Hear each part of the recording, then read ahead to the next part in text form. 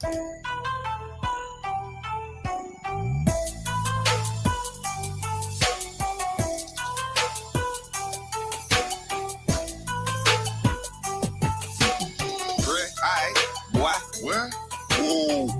every day I'm getting money.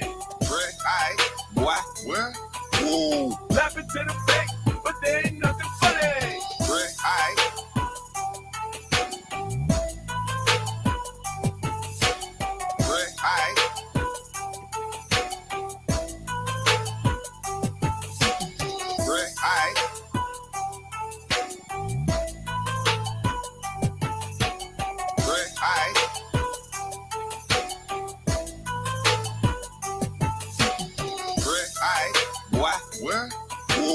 Money every day I'm getting money. Laughing to the bank, but there ain't nothing funny.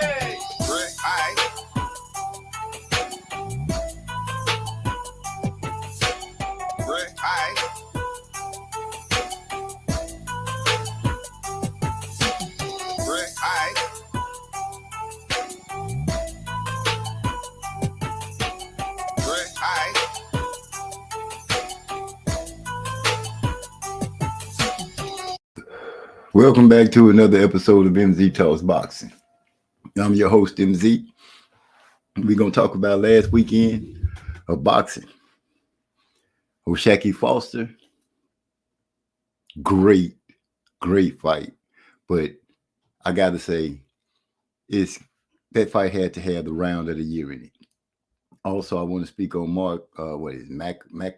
Makadov, first round knockout. Didn't see that coming. I was thinking third round. But once he went out there and landed that cross, oh my gosh, right on the chin, it was over.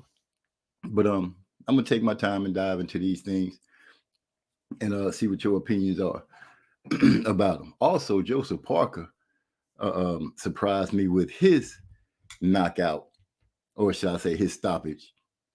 Beautiful uppercut that he landed to bring the show to an end. That also, in my opinion, was a good fight. So I'm going to sit down and cook on those and see what we come up with.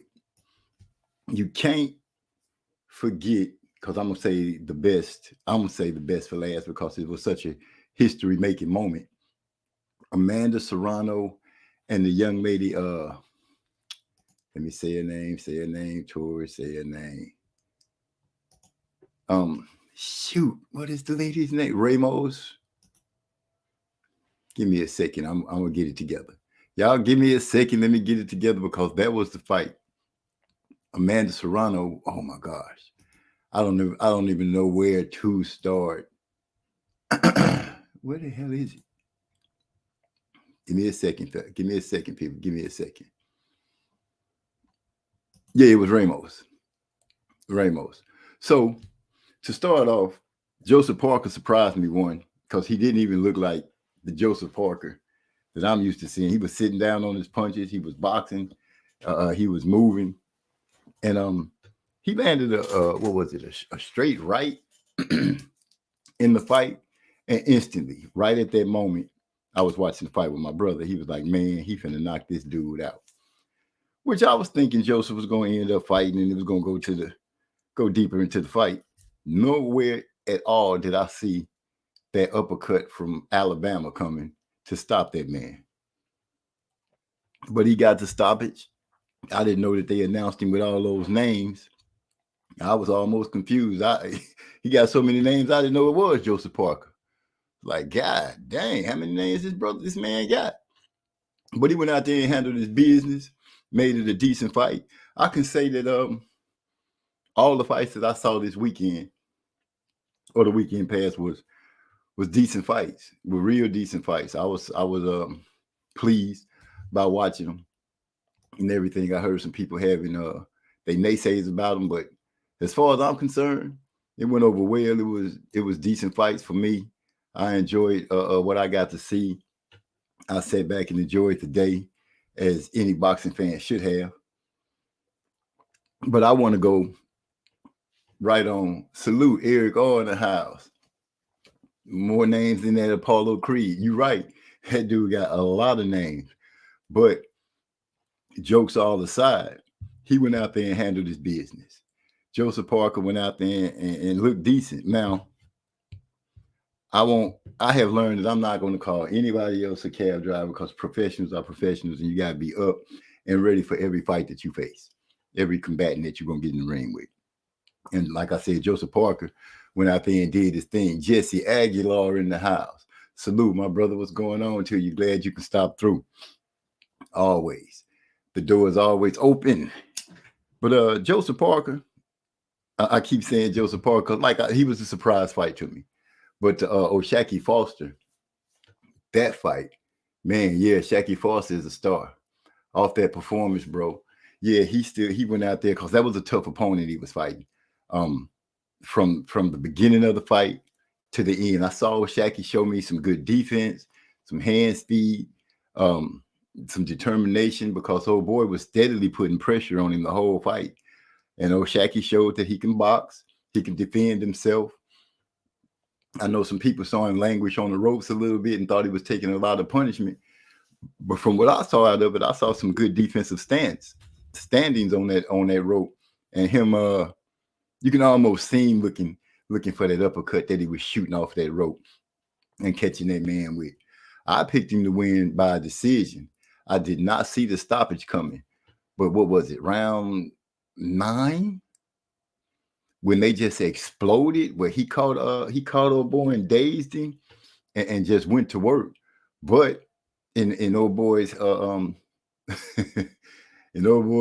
defense, he was a tough son of a gun. And he stood out there and took some very good shots from O'Shaquie Foster. O'Shaquie really went out there and did his thing.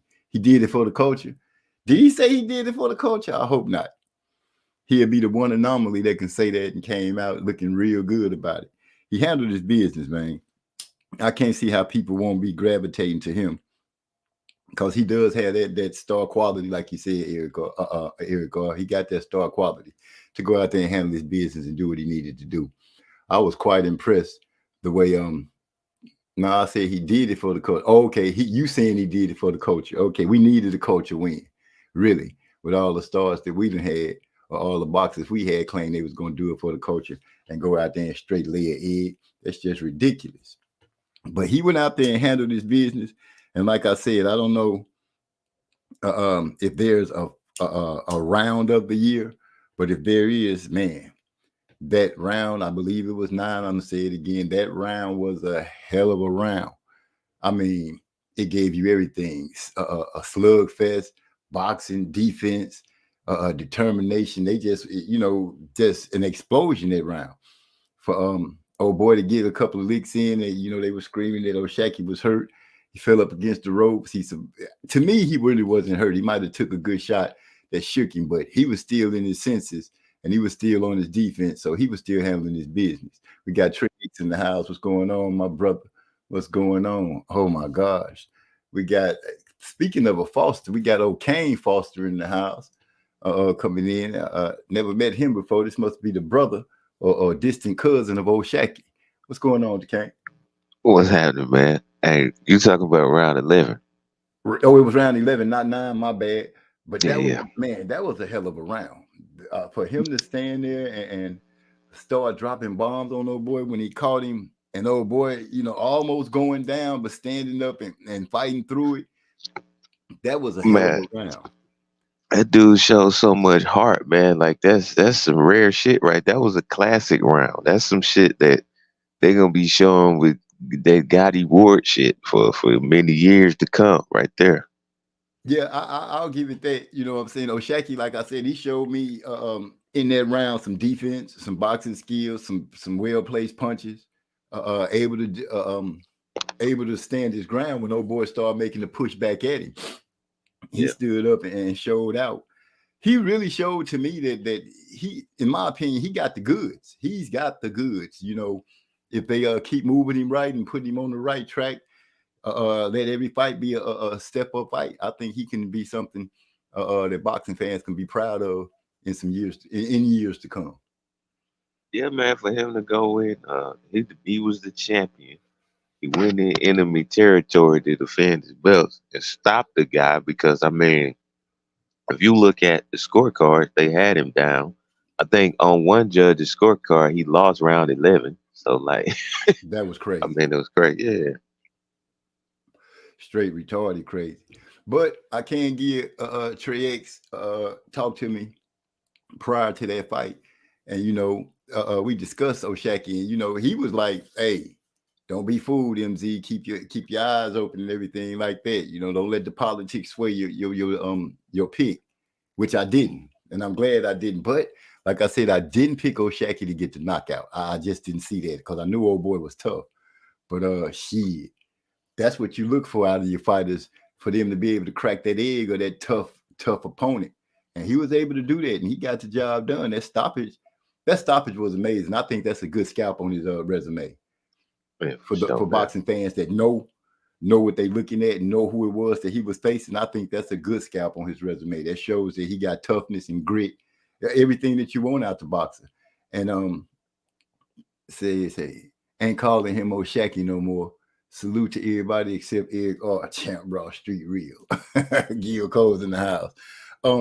Speaking of that, his name is actually O'Shaquie. Yeah, I was just about to say that. They Yeah. would call him more. So I'm messing the name up. The man, that's a cool name though.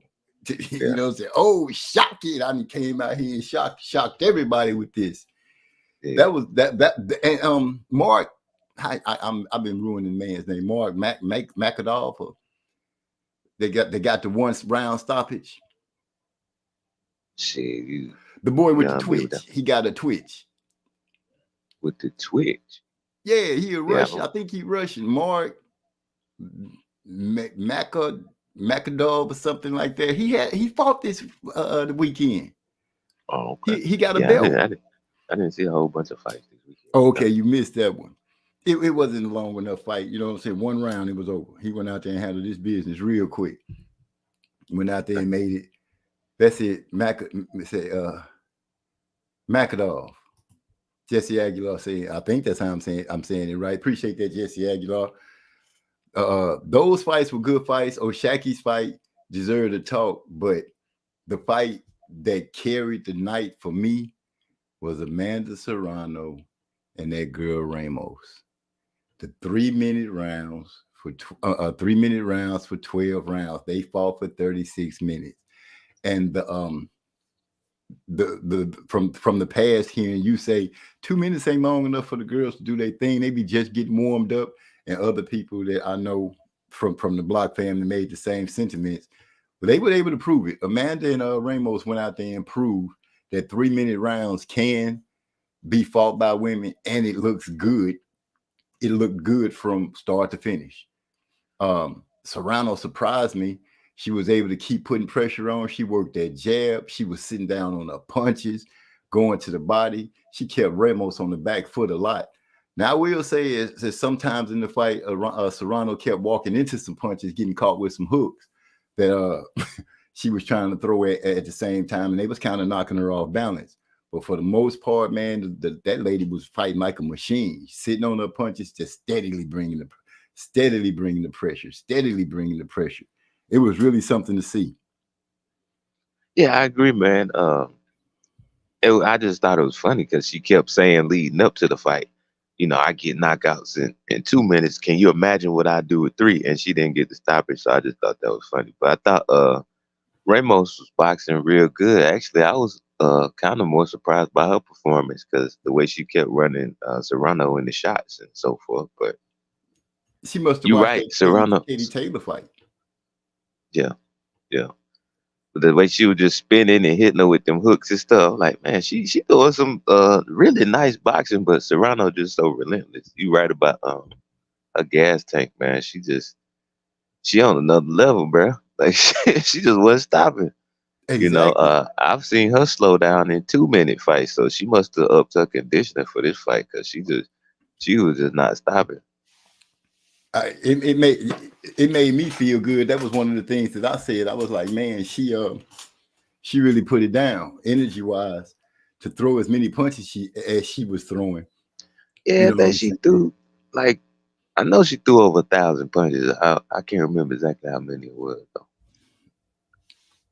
That's a hell of a feat in itself. 1,000 punches. Yeah. Ooh, man. Can you imagine the lactic acid built up in your muscles in your arms? Your arms, I know my arms would be dead, but I did hear somebody make a statement that if a boxer say that they arms and got tired and they couldn't box, that means they're not training hard enough and long enough to push through that lactic acid buildup. But shoot, that's a history note. She threw almost 2,000 punches. Almost 2,000. Wait, hold on. Almost 2,000 thrown in the fight. Over 1,900 punches. Between the both of them? Yeah, I believe that's between both of them. Man, that is a lot of punches. That's a lot of leather getting thrown around. You don't hear men on the regular throwing that many punches in the fight. Yeah. You know, when she threw 1,103 punches in the fight. Man. She landed 338 of them. Apparently. To shoot off 1,000 punches? Yeah. To land 300? And old girl was on her back foot. It wasn't like she was just running. She was trying to box. She was putting her hands out there and doing what she needed to do and handling her business. He is the man that told me to look out for the politics in the Oshaki Foster fight. Trey X in the house. Yeah, salute. I don't even know what you're talking about with that. I told you to look out for the politics in that fight. Yeah, remember you were speaking and you was like the politics might go because he was going to be in Mexico and all that kind of stuff. Nah, hell no. That fight was nationally televised. Anytime it's a nationally televised fight, that shit go out the window. I always say that. I ain't gonna say it go completely out the window, but when you got to fight, let's say you got to fight on a small promotion, and ain't nobody gonna watch the fight. That's when you see the corruption for the most part when it comes to the politics. But I always say if it's a nationally televised fight, the politics don't play as much because there's more people watching. As a matter of fact, I posted that off in Discord because Hyphy was talking about that fight. And I said, well, since it's going to be nationally televised, he should be okay. And then he came back and told me, he was like, well, one of the judges had Oshaki Foster down 11 rounds to nothing. So he was saying that the politics was still in play a little bit. But overall, when it's that type of situation, nationally televised, just pick who you think gonna win. The politics don't play as big of a factor. Not all the time. You know what I'm saying? Like, for example, it was a fight. God damn, I can't even think what card it was on. It had this that big old Canadian motherfucker that knocked that knocked that Love Boy out the ring with that damn what's his name? Javion or Javion, something like that. I don't know why that Javion ain't sounding right to me for some reason, but yeah, that Love guy, Montana Love is his name. Oh, you talk okay. I thought you were talking about Javion, the dude with the funny shaped head. Yeah, I'm talking about Montana Love, that big old dude that knocked him out the ring. He fought on the undercard on a card not that long ago, like a couple of months ago. He fought this dude from Mexico, in Mexico. As a matter of fact, it was his hometown. And that was something that was televised like that, but it still went against this guy because I felt like he should have won. A lot of people felt like he should have won, but they gave it to the Mexican. But overall, if it's nationally televised, the politics don't play as big of a factor. But that ain't what I jumped on to talk about, though. I jumped on to talk, y'all talking about if a fighter can't throw 100 punches around, well, he ain't working hard enough. Oh, no. No, what I'm saying, you talking about feeling the lactic acid build up. Right. You saying that you're not working hard enough. And that's not the case. It's different types of body types in boxing. Some people got the type A muscle fibers. Some people got the type 2 muscle fibers, slow twitch and fast twitch muscles.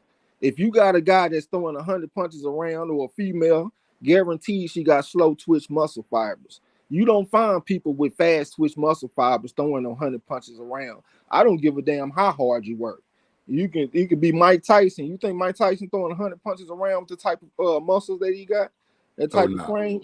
Absolutely not. Some of the most conditioned fighters that we ever seen, like Floyd Mayweather ain't throwing 100 punches around. or no, 1,000 punches in a fight. I guess that'll be like 83 punches per round. Them motherfuckers ain't throwing all them punches, and you can't tell me they not working hard enough. If somebody say something like that, well, if a guy, if he throwing a bunch of punches and he start feeling the lactic acid built up, he ain't working hard enough. That's somebody that don't really know what the hell they talking about. It's different types of body types in boxing, and those different body types can do different things. You see what I'm saying? I got you. Yeah, I think he was saying he had heard a fighter say that or something. Yeah, I heard one of those smart characters. I don't know which character it was. They were speaking on that. I was just bringing that up. Yeah, but even if it was a fighter that said something like that, he could speak for his body, but he can't speak for the next man's body. You know what I'm saying? People are built differently. I remember when I used to box, man, the motherfucking Mexicans, when it comes to their stamina and conditioning, they was on another level. Nigga, we go to the track and we run miles, them niggas be lapping me on the track. My body is not built the way that theirs is. They got them slow twitch muscles and they can go all day. But then when we get to the part of the workout where we got to start running sprints, you think they keeping up with me? And I'm going out there putting this 440 on their motherfucking ass? Hell no. I would be dusting them niggas. It looked like they were just standing still when we get out there running. It was funny. But when it comes to distance, I couldn't fuck with them. We got two different types of body types. So when you looking at shit like that, you got to keep that in mind. Okay, that's well noted. Well noted for sure. But as far as that go, still, you know, history made. I think it was a good fight to set it off. I'm hoping that it catches on where the girls start getting to get 3 minutes per round. I hope that catches on because it was. Well, Amanda Serrano. Oh my bad. Go ahead. No, go ahead. Amanda Serrano set it off. You know what I'm saying? I know Clarissa Shields probably got to be kicking herself in the butt right now. Well, the thing is, Amanda Serrano says she not fighting no more fights that ain't 3-minute rounds. So, I think it's Sky Nicholson and one of them UK girls was talking about fighting Amanda Serrano. And Amanda Serrano is like, well, shit, you got to fight 3-minute rounds to fight me. So, wow, I think old girl that kind of turned it down. But yeah. Yep, she said she ain't fighting no more fights. This is 3-minute round. So she taking a stand on it. Well, I hope that Jake Paul is her promoter, right? Yep. I'm hoping he can work it out. You know what I'm saying? I'm gonna look at him and say, hey, that's something that I look for him to try to pull through and make it happen. He did make the fight happen for it to be 3. Well, he's part of the fact that we saw a 3 minutes round going to 12. You know what I'm saying? I got to take my hat off to Jake Paul. He's changed my view about him. When he first showed up, you know, I was part of the people that were saying, "Hey, this dude here is tripping. He's making a mockery out of boxing." But sitting down and letting him work and do what he do, you know, regardless of how you think he produces it and comes out, he is doing a great job for women's boxing. He is shining a light on it, unlike anybody else. And at the same time, I'm not mad at him about his boxing side either. I respect the dude because to me, he's showing respect to the game. Jake Paul ain't just trying to finesse the game and just get a bag or whatever and get out the way. That motherfucker is out there really taking this shit seriously. He putting a lot of dedication to the women's side of the boxing, like you just gave him credit for. And when it comes to his boxing, that motherfucker fighting 8 rounds and 10 rounds and shit like that. He has improved. Yeah, he improved, and that's not easy to go out there fighting 8 rounds and 10 rounds and stuff like that. To me, that shows some straight dedication, man. Because anybody that have been in that ring, nigga, you know, you can go 2 or 3 rounds and feel like you done got hit by a goddamn truck if you ain't in shape. And you see what he doing, you know what I'm saying? So salute to Jake Paul on both sides, the boxing side and what he doing for the women's. I give you that I give you that because you know he has proven that he's showing dedication to the craft. He is learning. I can see the times that he stepped in the ring. I can see some improvement every time. You know, he is picking it up. And like you said, hats off to him. The man is doing his thing. I was wrong in my early assessment of him, and he showed me that I was wrong because he's showing the dedication, he's showing the commitment. He didn't let people run him off because the boxing world was pretty much against him, but he stood his ground. And look what he doing. Look what he doing right now. He didn't try to fight a real fighter too. He came up short, but he actually I thought he was kind of up at the beginning of that fight against Tommy Fury. I'm gonna tell you what fucked him up, because in between rounds they was letting people get on the microphone and say stuff for some reason. They let his brother not Jake Paul, what's his brother name? Logan Paul. Logan. They let Logan get on the microphone and he started talking shit, talking about the Furies and stuff like that. And after he did that, Tommy Fury turned that shit up a notch and went out there and got that victory. You know what I'm saying? Right. But Jake Paul was competitive in that fight. It was like a 5-3 victory for Tommy Fury. Yeah, you know what I'm he saying? dropped him. Shit. He dropped Fury. Yeah, he dropped him in that fight. I don't even remember that shit for some reason.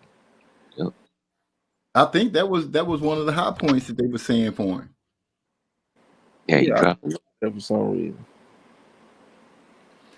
Speaking of the Furies, let me get Hyphy's comment. He said Amanda was in there with the woman that was trying to see 12 rounds. That it was a historical moment. She was severely outclassed, and it got repetitive early. I mean, I hear what he's saying, but it's like I done seen people in there, Charlo, trying to survive for 12 rounds, and they wasn't really doing shit. At least she was in there hitting back and landing punches and shit, even though she was, retreating most of the fight. She was actually fighting. Yeah, she fought back the whole fight.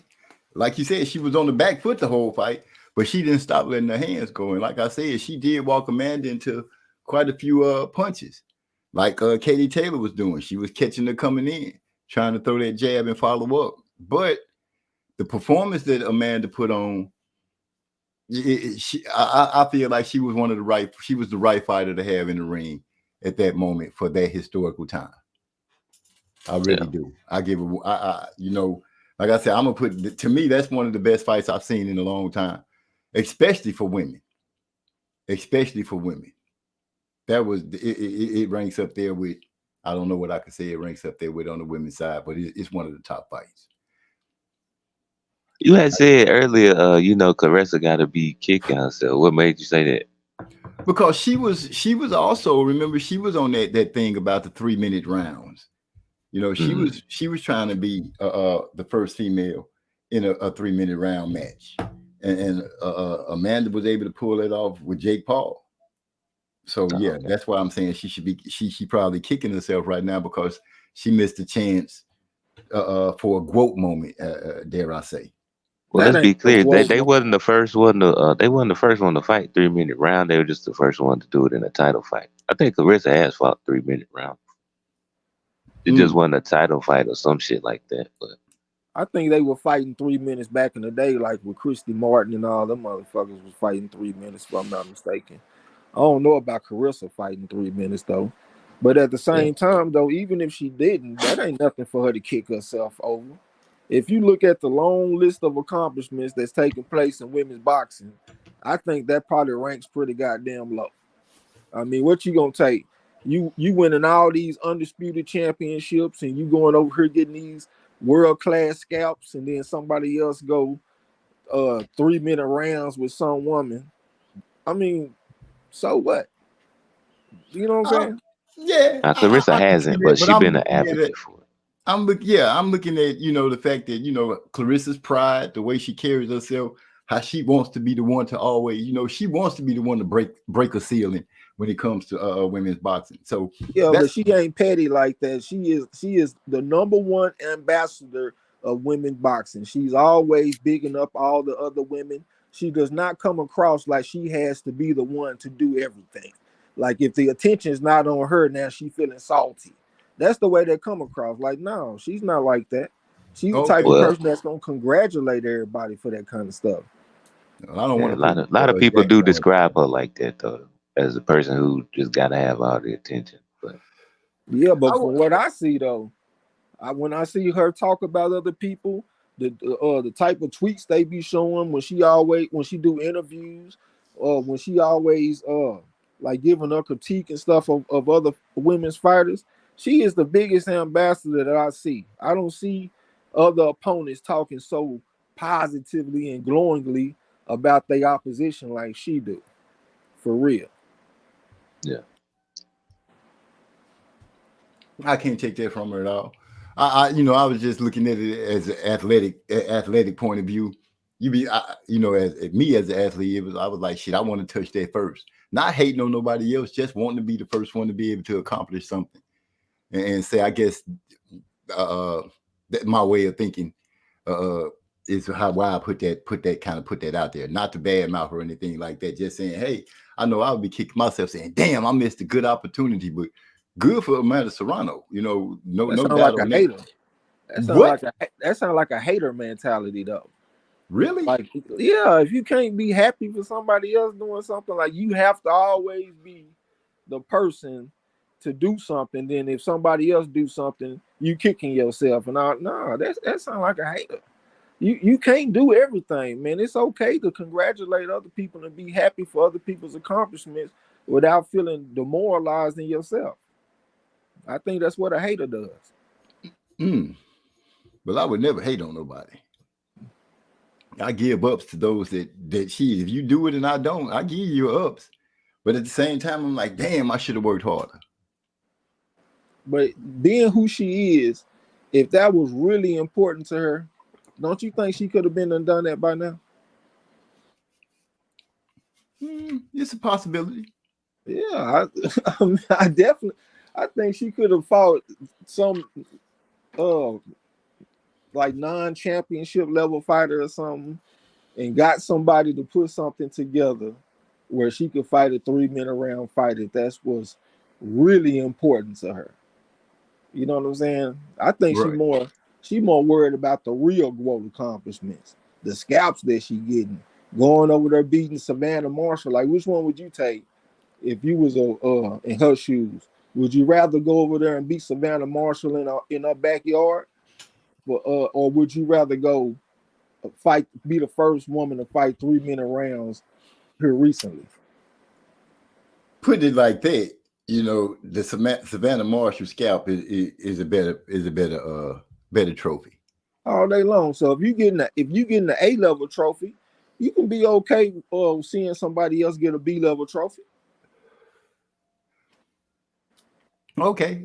I give to that. Well, the thing with Claressa Shields, though, especially on Twitter, man, anytime she say anything, then she get a lot of haters talking about, well, Amanda Serrano's better than you. She did this. She got belts in 7 weight class, so she do be feeling some kind of way. But I think it's because she pay more attention to her haters than the people who show her love, though. Yeah. In no way I was trying to make the statement of like she was being a hater though. I got one for you, Trey X. Week 9 champ, all the expenses paid and $2 million purse to the winner. Would you fight Jake Paul for the block fam and the culture? Hell yeah. How much you said? You said $2 million purse. Man, that motherfucker could have cut that shit. Nigga, I'll fight Jake Paul for 50,000. Whoa. Wait a minute now. Remember, last time I remembered, I was supposed to be in the management here. $2 million sounds great. Oh yeah, that's what I'm saying. That's a no-brainer. That motherfucker 50,000. I'm out there, nigga. Training starting tonight. Trey X said he ain't even gonna spend on no trainer and all that shit. Fuck the nutritionist. I'm pocketing this.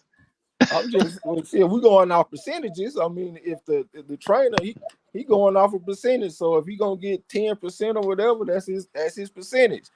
But yeah, I'll go call up Coach Ball, nigga. We going to work. Fuck you talking about, and I'm going to win. I'm about to just go out there for no payday, nigga. I'm going out there to beat that motherfucker. Yeah, you talking about? I'm the one with the amateur background, not him. That's the way I'm seeing this shit. Shit, I'm the nigga that's higher on the scale. You know what I'm saying? So shit, that's the way I'm seeing it. Are you gonna do it for the culture? I'm gonna do it for the block fam. That's Oh, if okay. that's what you want to call the culture. You know what I'm saying? We're gonna leave that word culture just clean out of it. Yeah. You know, we're gonna leave Yeah, that out leave of it. that. We're not gonna even Yeah. use that word. We're gonna leave that out of it. Do we need a tune up though, right? You've been out the ring for a minute. We're gonna have to get a tune up too. That's square business. That right there make you kind of look at shit and be like, damn, if a fighter like he get faced with an opportunity to do something, but the conditions ain't 100% perfect. Are they supposed to turn down the opportunity so they can improve the conditions, like go get a tune up, or are they supposed to just try to seize the moment and just jump out there and go to work?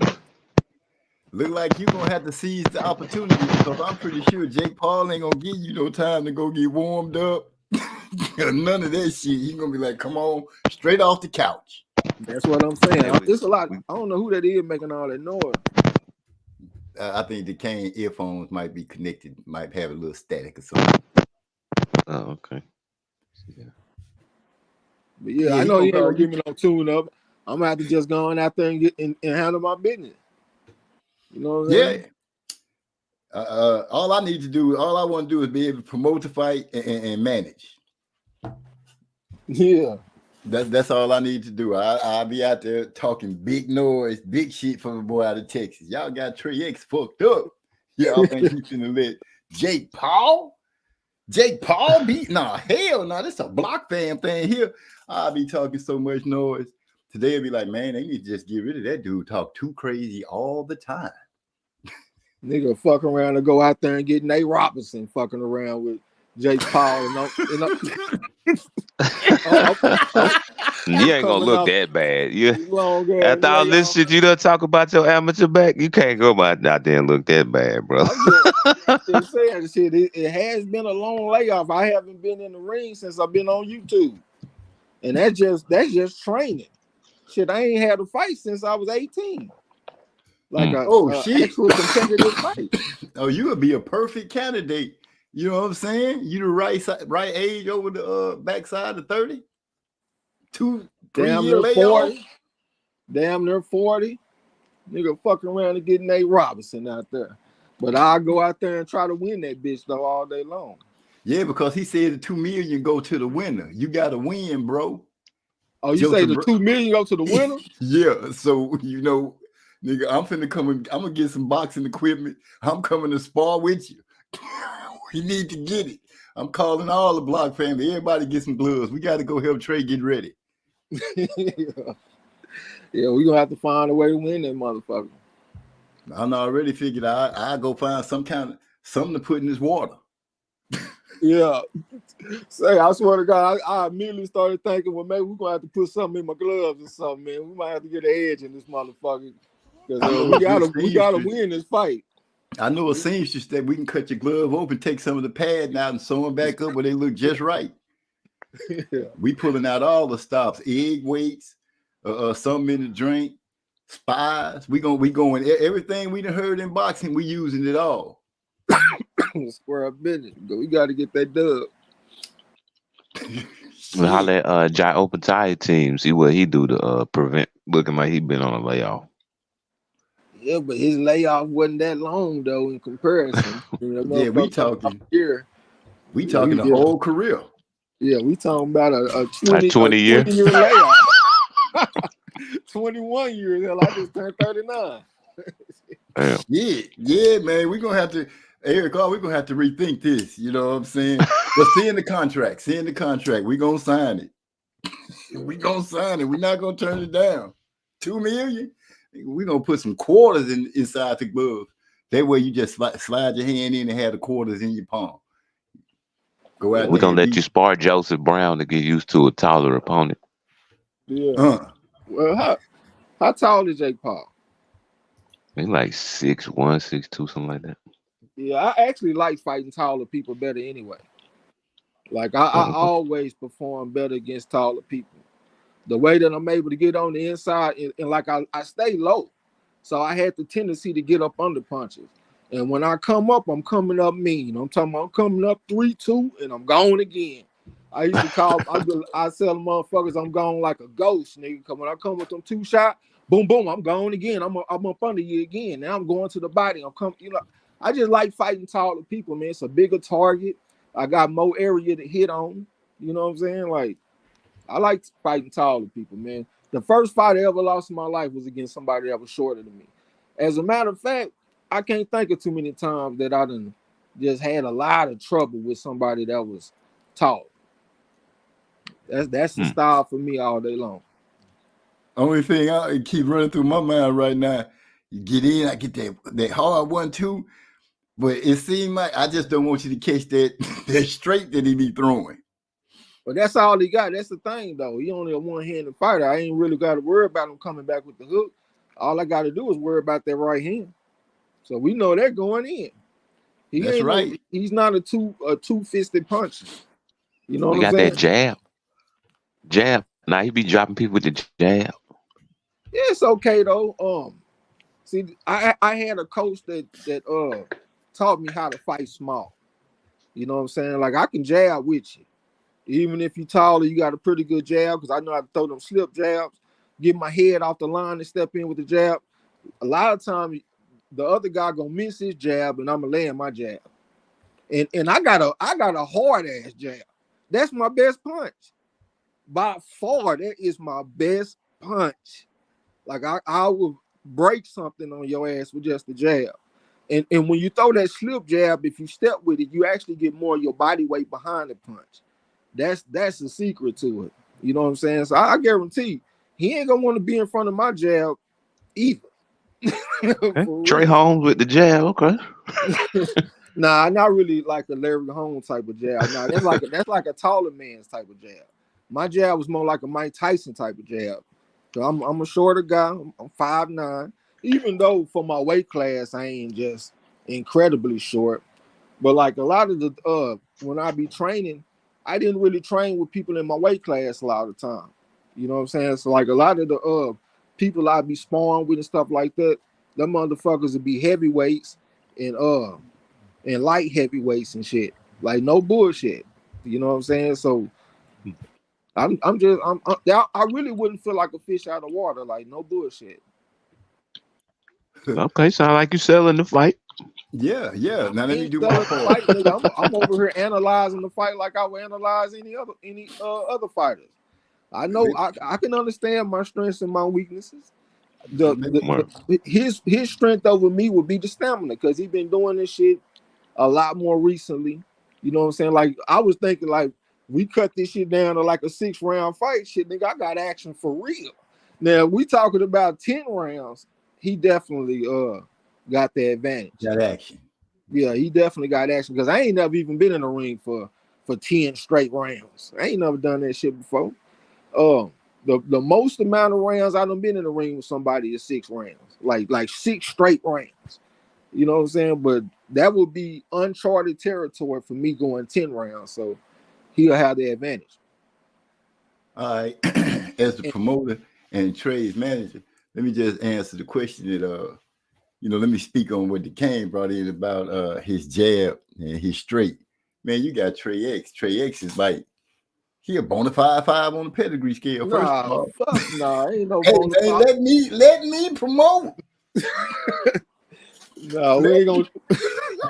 I gotta put some cables on this. I gotta make this look as great as it needs to look. So when we sell it on pay-per-view, I just want to be sitting in the front row.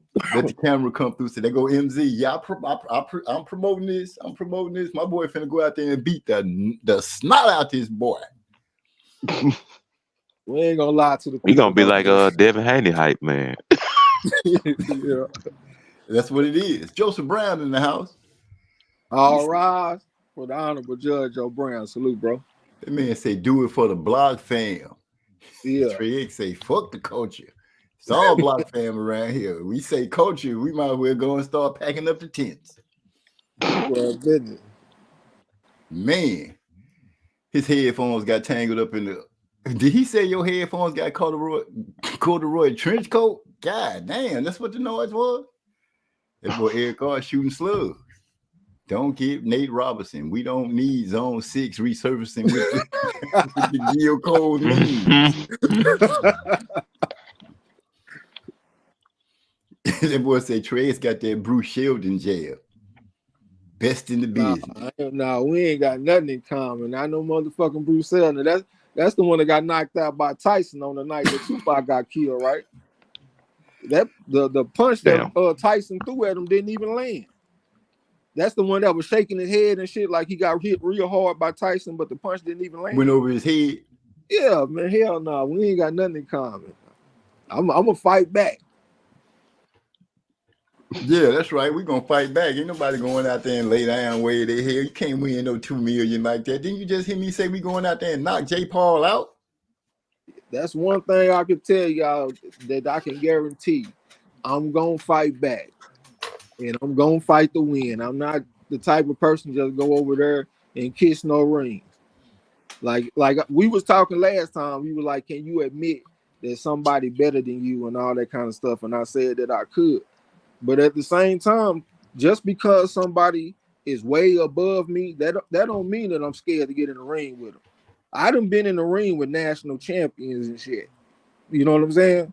Right. I done been in the ring with a JO champion. I done been in the ring with a national PAL champion. I done been in the ring with a ringside champion. I'm gonna get up in there and I'm gonna fight back all day long.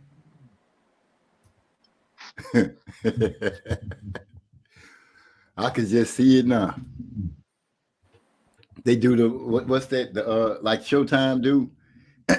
Come and interview you and watch you working out, doing the training, working up a sweat, talking about how it's going down. You don't even have to say nothing, bro.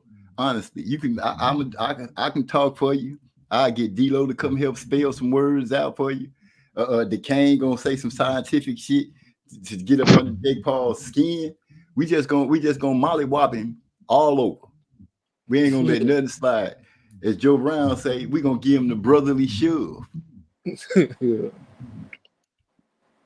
We gonna have to go with them Cowboys. Got to play them Eagles this week, man. So we gonna have to go down there and show them Eagles something this week, man. Them Cowboys. Who gonna be the quarterback? Shit, the same quarterbacks that's been quarterbacking. Dak Prescott against I can't even think of my man's name from Oklahoma, Alabama, Jalen Hurts.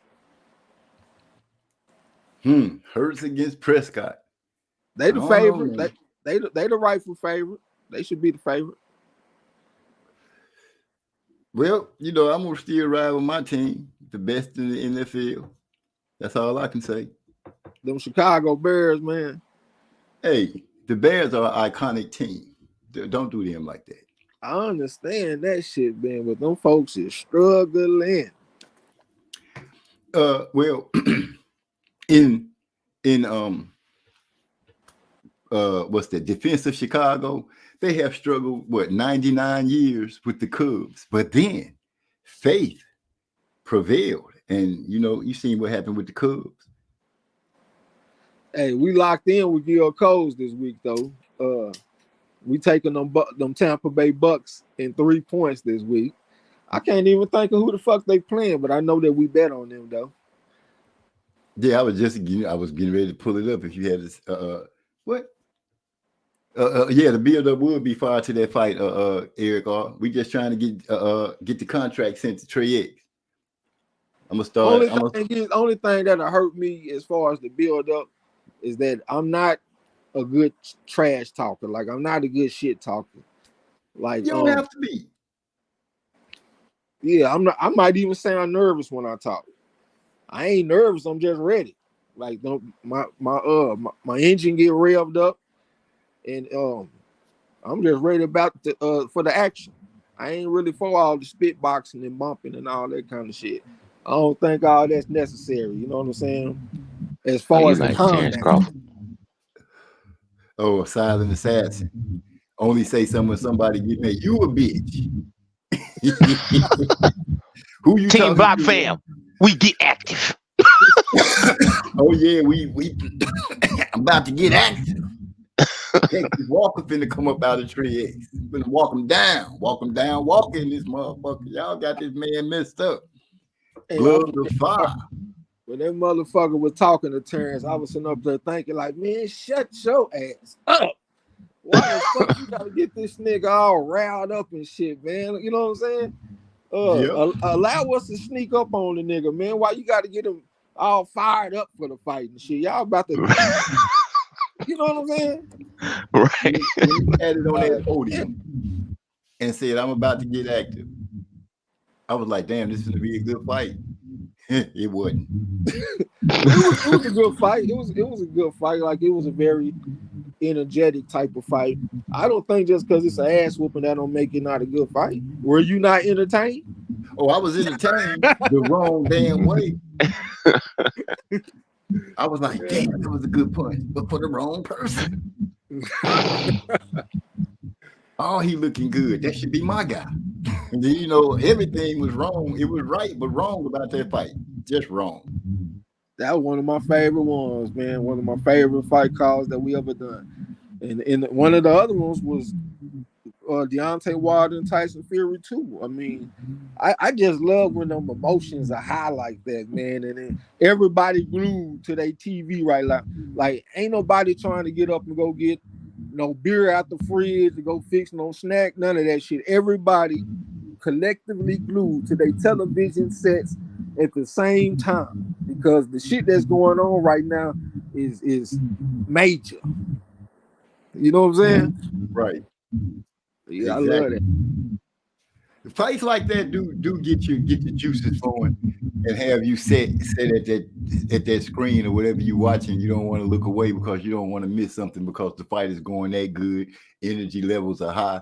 It's just a feeling. It's just a great feeling.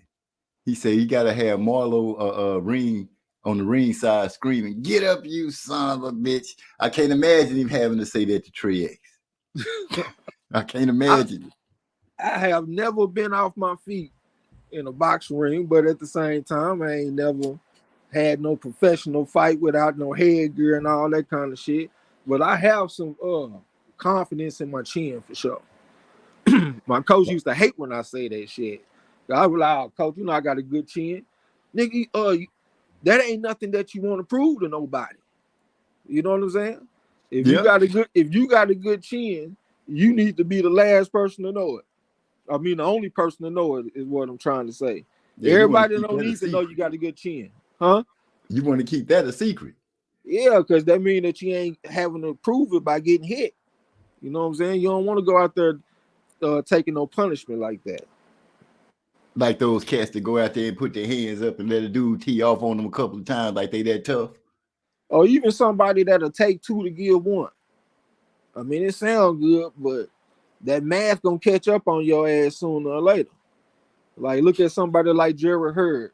We used to see Jarrett Hurd walk through shots, nigga, looking like the Terminator out there, looking like the real juggernaut or something. You know what I'm saying? Yeah. Then all of a sudden, that shit's they broke through that shield on his ass, and then he started wanting to try to box and shit. He didn't even want to walk through them punches no more.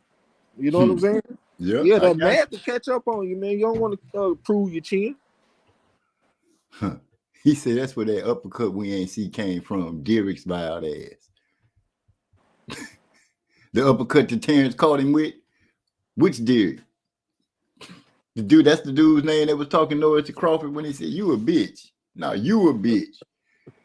Hey, what he going to the long story about? See, that's why people need to be calm and stuff. You know, you got this side, that side. They can get real dangerous in here. He let the street come out of him. Terrence was like straight. And we can go and get it on right now. But since you're talking crazy, I'm paraphrasing. I'm gonna go ahead and do the big fish real bad when we get in the ring. And then look, you talking like that to him, and the fighter that you going for don't even come from those conditions.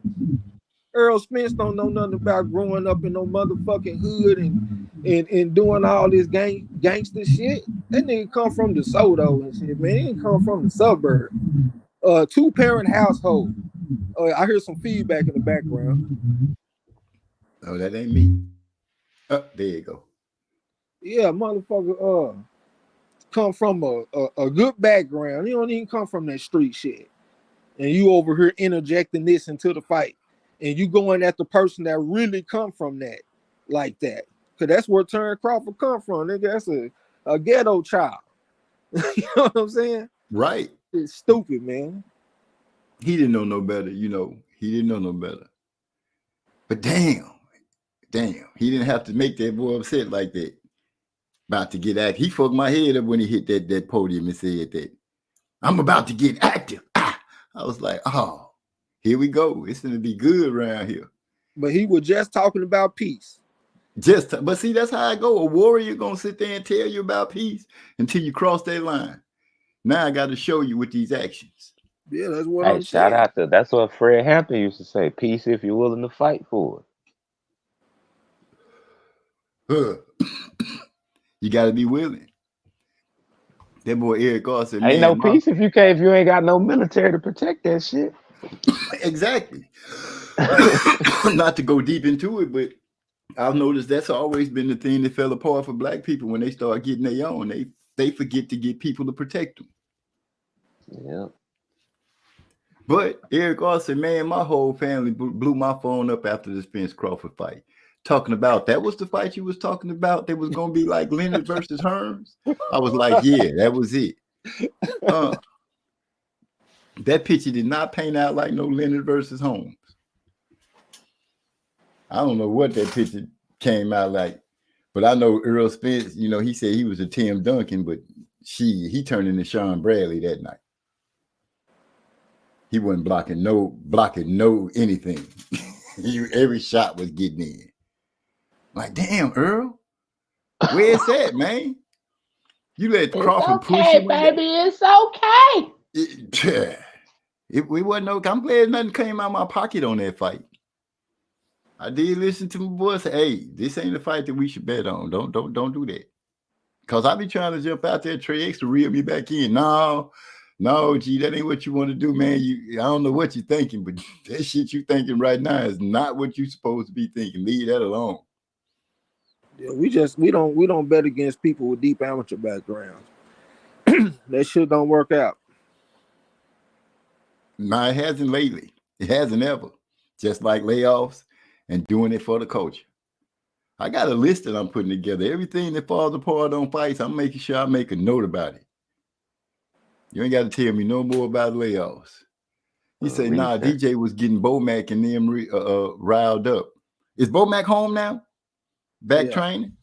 Yeah, he back. Happy days for him and his family. I'm glad that man back to where he belongs. Absolutely. I didn't hear nothing about him being banned either. So Frank Warren was totally wrong on that. He probably was praying that he couldn't come so he could try to get a fight with Crawford without Bomac being there.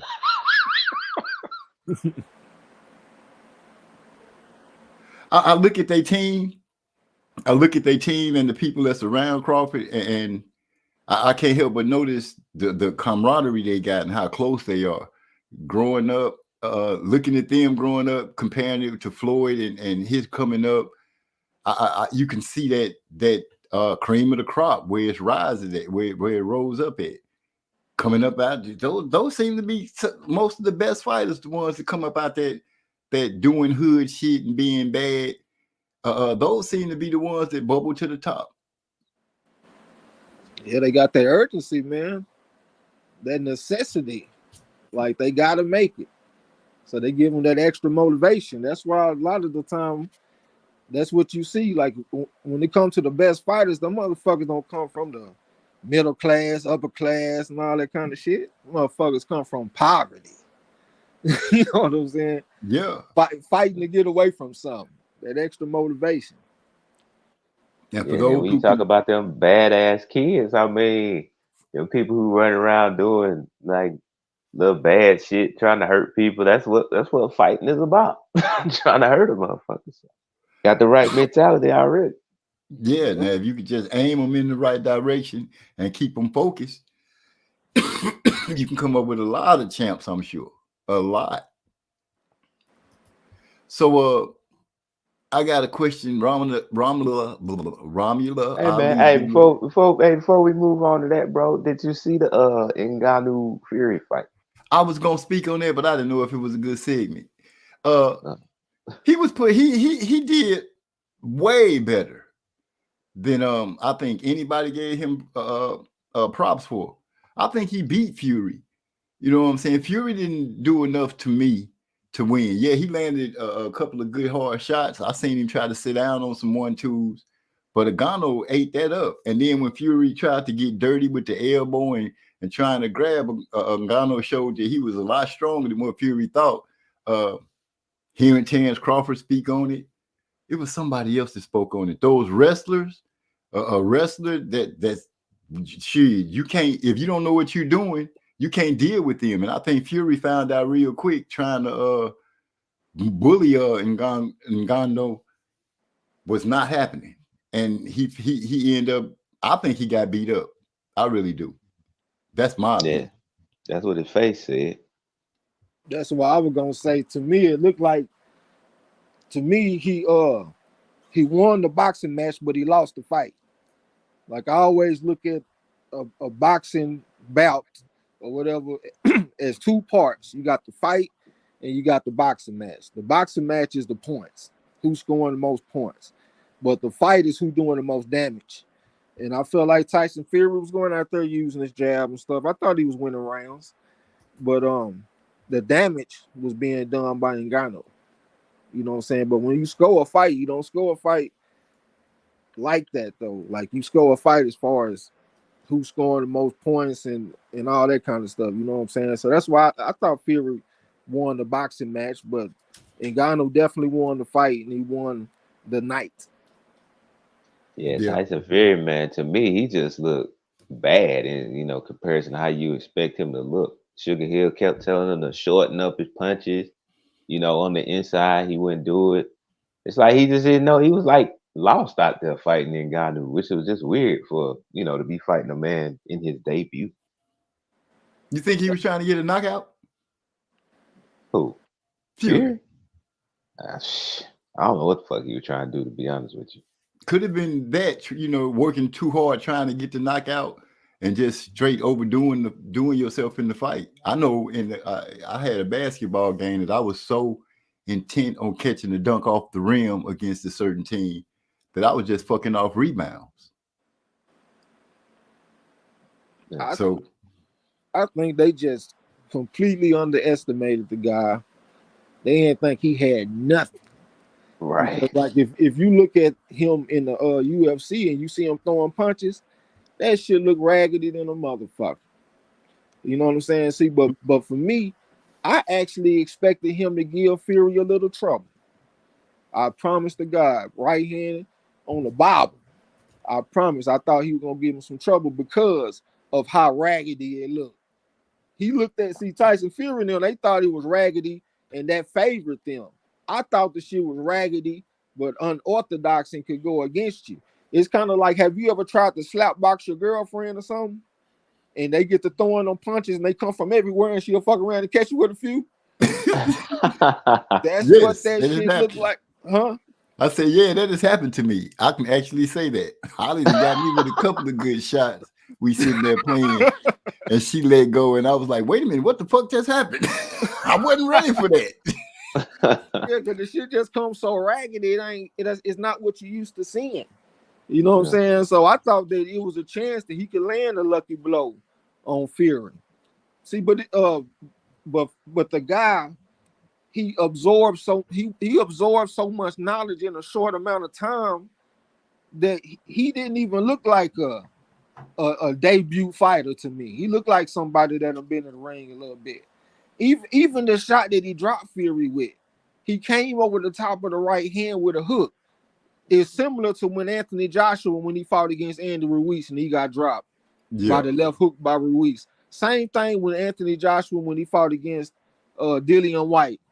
He threw the right hand, Dillian White hit him with the left hook, hurt him real bad. You know what I'm saying?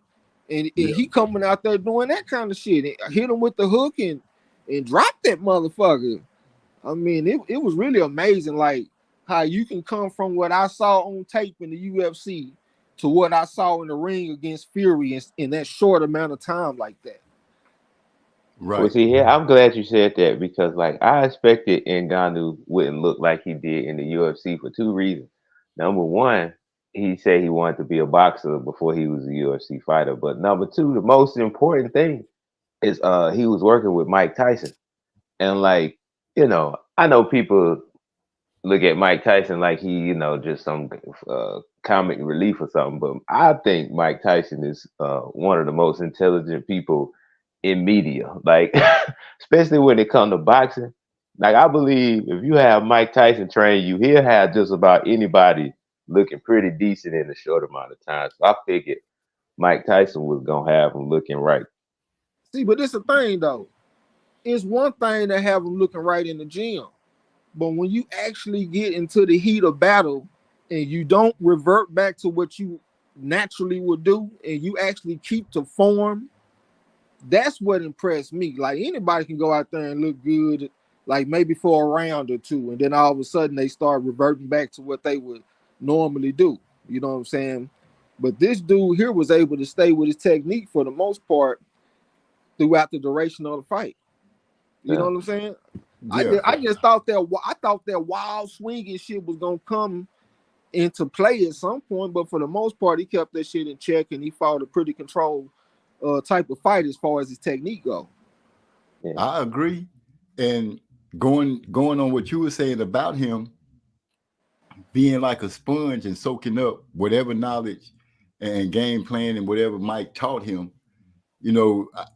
I feel like it was a good match because he soaked up something, and not to shoot a shot at Deontay Wilder because I wouldn't do that, but he soaked up something from a new trainer. He reverted back, like you're saying. This dude Ngannou stuck with it for the most part throughout the fight. He literally stuck with it. I think if Mike Tyson gets somebody that he can mold, just raw, that he can mold, that got hard, I think he can prove himself to be a damn good trainer. But he's going to have that type of personality to show up for him to mold.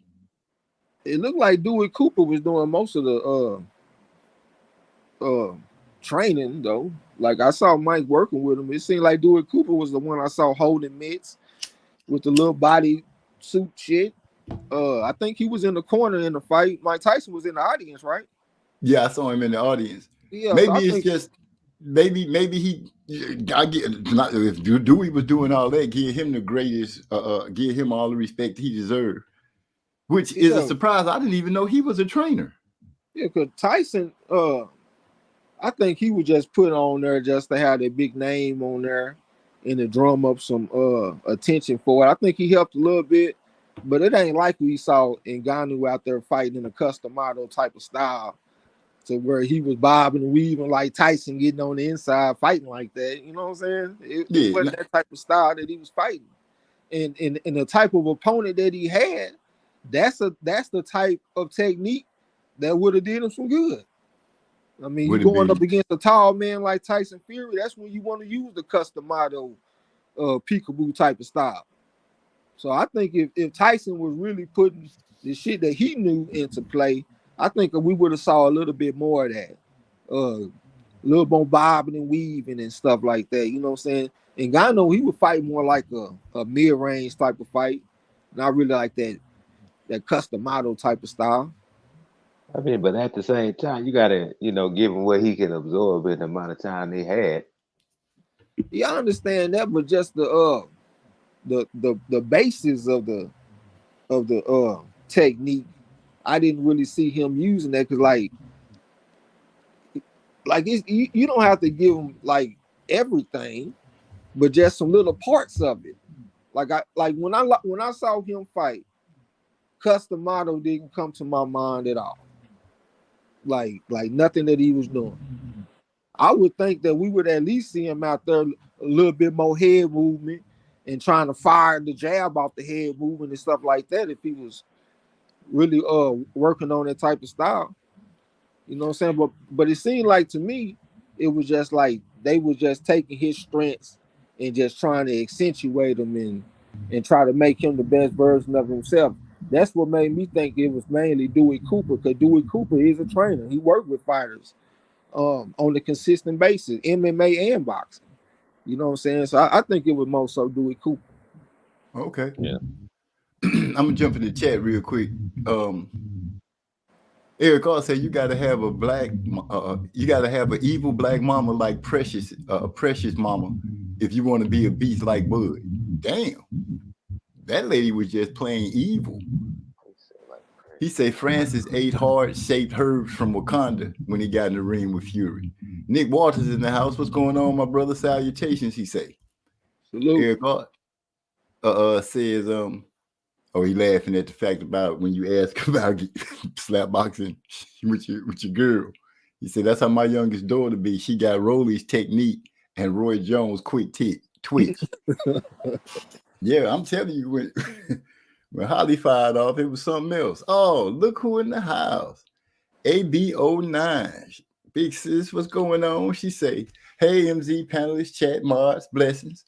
I got to take my hat off. She is doing exceptionally well in the Champ Ross, man. She is kicking butt. I got to take my hat off to her. Top 5. What's up to my Amazon Angel? She is ranked number 5 in the Champ Ross. She is the highest ranking Black fan participant. You know what I'm saying? So she doing her thing all day. Killing it. Shout out to women's boxing predictions. There it is. She up there trying to give Geneva Warren a run for her money. She doing it though, man. She is doing it. So, you know, Geneva Warren is the GOAT when it comes to the women. Ain't no, you know, she'd have just been in the top 5 and top 3 so consistently that I got to give her props on that. But she got some competition this season. Yeah, we got a Harper Brown got the height advantage. Yeah, all day long. And she handling her business. Trey, yeah, I see you doing your thing too. No, I ain't doing nothing, man. I'm gonna tell you what I'm doing. I'm trying my best to mess up every week. Like every single week has come down to one decision that cost me from being in first place for the week.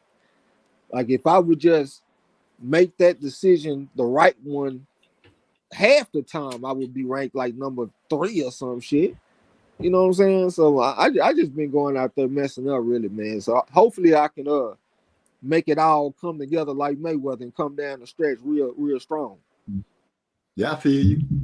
I see I done stepped into something. I'm in the tangle. How you end up in the tangle with us?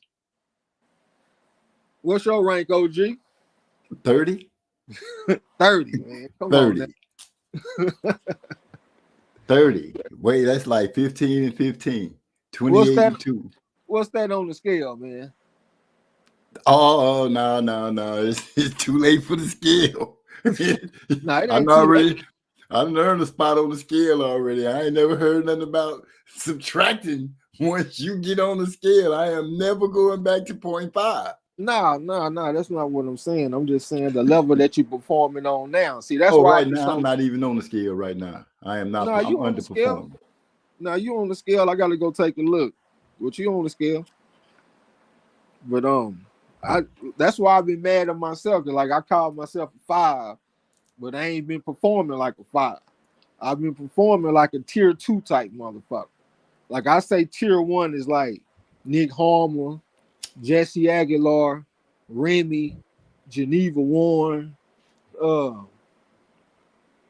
people like that. I can't think of all of them, but those are people that consistently whoop your ass. I've been performing like a tier 2 type motherfucker, like just right outside that shit, and I don't like that. So I got to tighten up and get my shit back right. I feel it bubbling up. I'll be making the move pretty soon. Everybody will blink and they'll be like, damn, how did he do that? At least that's what I'm shooting for. But I'm still trying to figure out how you end up in the mix with me and D-Lo. And I know why Yasser in there. Yasser said we was freezing him out. And I'm like, nah, I ain't that kind of fighter. Everybody can eat. So yeah, he said he was the boogeyman. We can't have that. Nobody can be the boogeyman. We just not having it. I'm willing to go and get it in there. Yeah. I had to go out there and take care of your Coles last week over there bumping his gum. You know what I'm saying? Trying to bully and shit. Yeah, you messed my head up when you put that. Have y'all seen this? I didn't realize it until today when you put up there. Have you seen this? I was going through it today and was like, wait a minute. Oh, no, not a shot across the bow. And then it was highlighted with Gil Cole. Yeah. I said, Gil Cole even beating me? I know I'm tripping. Oh, You I'm said beating that Henry like, Carter. hold on, but Gil Cole's is a 3.5 on the scale, though, OG. You can't be surprised Gil Cole beating you. Didn't you say a 3 could beat 3.5? I mean, anybody can beat anybody, but a 3.5 is definitely favored over a 3. I got to get Gil Cole. He just been all my pitches for about a year now. He didn't manipulated some kind of way. He did. We got a few good fights coming up here, man. I swear we got some good fights. I've been studying up on Super El Matias versus Shojahan Ergashev. That's gonna be a hell of a motherfucking fight. We got some good fights this weekend. What's that white dude from the UK that knocked out that Japanese fighter? He hit him with that right hand and knocked him the fuck out to become a champion. Joe Cordina. Yeah, he one of my favorite fighters coming out the UK, man. I think he might be at least a top 3 fighter coming out the UK. But he got a good fight this weekend. He fighting against Edward Vasquez. Edward Vasquez, he got robbed against.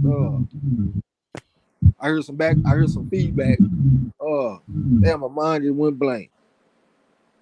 He got robbed on the zone, man. He was fighting against this southpaw. Is his last name Ford? Something like that, man. He got robbed. Raymond Ford. Raymond Ford. There you go.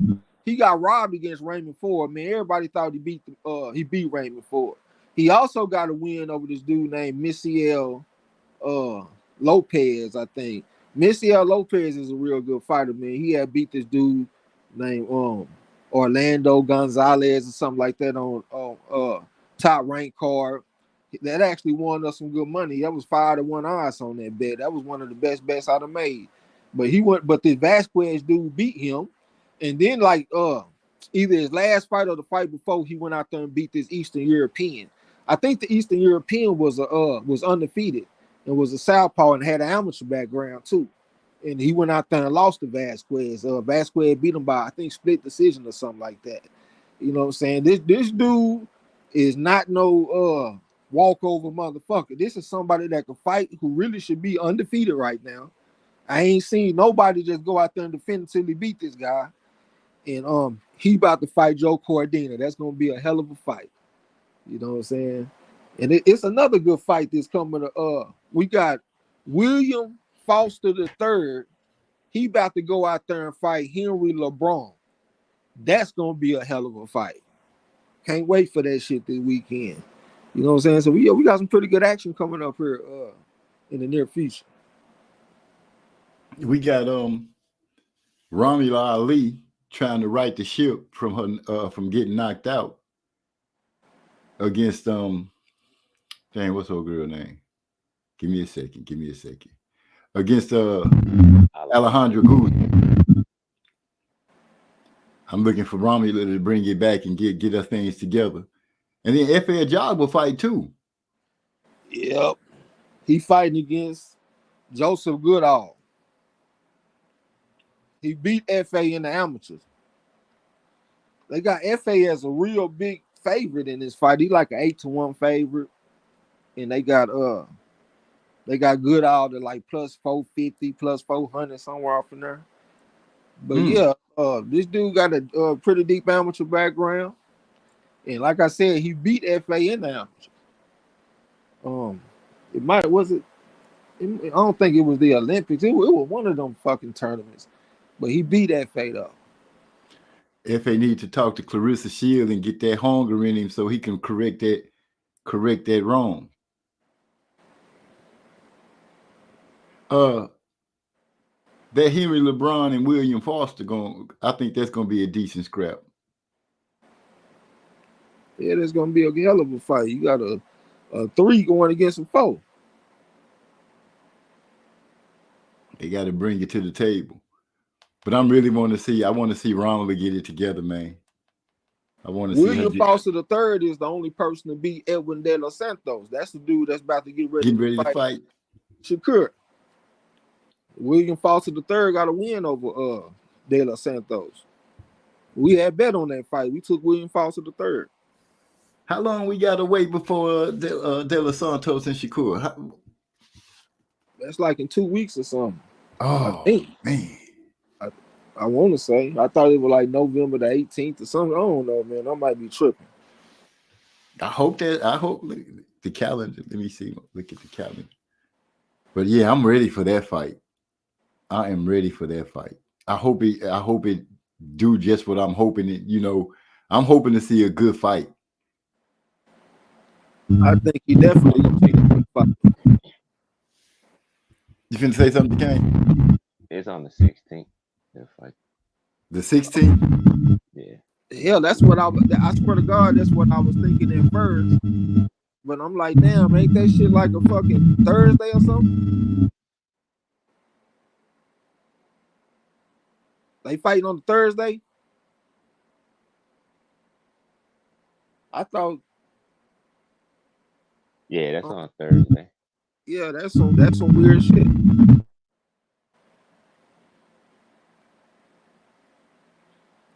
What you got going on with your phone and shit, DeCane? Oh no, the shit just alerted me. The host that muted my mic, so I guess it sounded crazy. I don't know where he don't win. Yeah, I don't know. I'm right here. I thought I was talking to y'all. Oh, okay. You must have muted my mic and yours then. Yeah, because he was getting that feedback, and I didn't want to throw Trey off his thought. Oh, okay. Yeah, your shit sound crazy. Yeah, I might need to go out and come back in. Sounds like R2D, little brother. Who, Big E in there? No, I was saying he sounded like R2D2, little brother. I haven't seen Big E. But he told me one of the lines out of High Noon, the solo High Noon. I'm like, boy, I can't wait for him to go ahead and release it. Yeah. I'm excited because it's a line that it's gonna make everybody be like, what? Yeah, I'm ready to check that out. She said it's the feedback from the top right. Yo, that was I can't believe he really doing that shit because I remember I suggested it to him. Yeah, we took it to heart. When you suggested it, we immediately was like, yeah, we agree, because in the beginning, it was his idea and everything. We just played off of what he laid down in front of us. So it's only right that he go ahead and tell the whole story. Yeah. I can't wait to hear that shit all day. Wait, who we talking about? The Big E doing High Noon. He doing a prequel. Oh, okay. Gonna be fire. I was trying to start something different. Trey X said remix. I'm like prequel. you got a better word. So yeah, he got. I didn't see it too much already, but yeah, he said he almost done with it. But man, I can't wait to hear that line just play. Yeah. We got a couple of songs that's already in the vault that we done worked on and putting together. And Otis is working on that song with the girl that's singing in the hook, that professional track that I played for y'all. He knocking that out. He killing it too. He killing it. I can't wait to release that one. You talking about the one with you and your partner? No, Obese, our other brother. He working on. Talking about that one that you had let me hear. Oh, the one that they sent me from Houston to jump on. Yeah.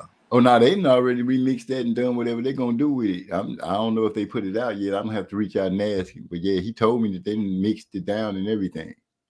Yeah. All right. I feel like I represented well enough on there. Yeah, you did your thing. But Otis is working on that track with the when I got the girl in the hook that's singing profession, no, doing that. He working on the song, he working on that. And like I said, he killing it. I heard his first verse and he killing it. Yeah. Yeah, you really ain't just really been on the music as tough on the channel here lately.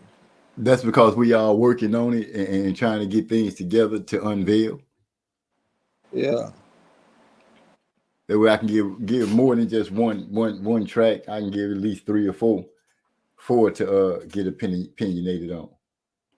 Yeah, I got you. Yeah, go say the pre-mix. Yeah. Yeah, we might throw that one in there instead. What you sounded like? I don't know. I was muted, so y'all let me know. Yeah, you sound a lot better now. Oh. Yeah, that noise is gone. Yep. So what you thinking about the Romula Ali and Alejandro? Man, I gotta go back and watch that first fight, but from what I remember, man, Romula was boxing really well. You know, she was sticking and moving, but the only problem was her punches wasn't really having no effect on Guzman, because Guzman is a bigger woman than she is. And every time Guzman touched her, she was getting rocked. So if she can somehow stay away from Guzman, she should be able to box her way to a decision, but she don't have to do a hell of a lot of moving. That woman is just much more powerful than she is. Damn. I'm thinking that Romula going. I'm hoping that she'll be able to stay out the way. She'll have her eyes open for those big punches. At least be on the phone to catch them. She can't stay in the pocket, man. This woman. She got to get in and out. Yeah. I'm looking forward to ass again. Huh? Says you probably about to go get her ass whooped again, nigga. Damn, dude, don't. You already you taking her because she a cute little girl and you don't want to see her get done like that and all that shit, nigga. Fuck that, nigga. You got to go get her ass kicked again, bro.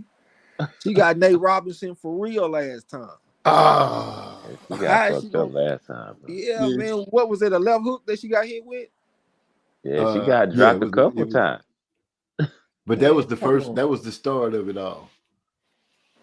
Yeah, I can't take her, man. I saw that the odds are real close, so the odds make us think it's gonna be a relatively close fight. But I just went on roll with the other shit. Yeah, I don't even like rematches. You know what I'm saying? But I went on ahead and picked against her. Damn. Yeah, well, she was losing on the cards. Oh shit. I picked the crippled horse. Ain't that something? That's all right. And here's the thing: Romula is 34 and Guzman is 26. So. And where Romula come from? Ethiopia or something? Ethiopia, yeah. Yeah, them motherfuckers ain't got no history of whooping ass and boxing in no Ethiopia. I don't even. Go ahead. No, go ahead, OG. I was about to say I need to call my brother and ask him what part of Ethiopia is the hard part where they be struggling, and hopefully she from there. I don't know no Ethiopian fighters with the type of stamina. No, Somali. That they got. She's Somali. My fault. Somali. Oh, that's yeah. But shit, that's even worse. Because I was about to say at least Ethiopian, they known for running them distances and having great stamina, but she come from Somalia. Well, what fighters y'all know come from Somalia, where they just out there whooping ass and taking name? Like, man, come on, man. She about to go out there and get whooped again. Where the woman that she fought, where she come from? She Mexican. Man, come on, man. That Mexican style. She about to go put on that woman, man. Come on, man. She about to get her ass whooped again. This man say, cause she a cute little girl. You don't want to see it get done like that. Yeah, that's just the father in you, man. Because you know you a father and stuff. You got daughters, so you don't want to see her get done like that. But nigga, you got to pick who gonna win the fight, OG. Yeah, I might have to go change my pick.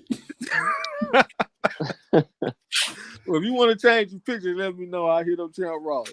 Yeah. You might as well go ahead and do that because I can see her getting clipped.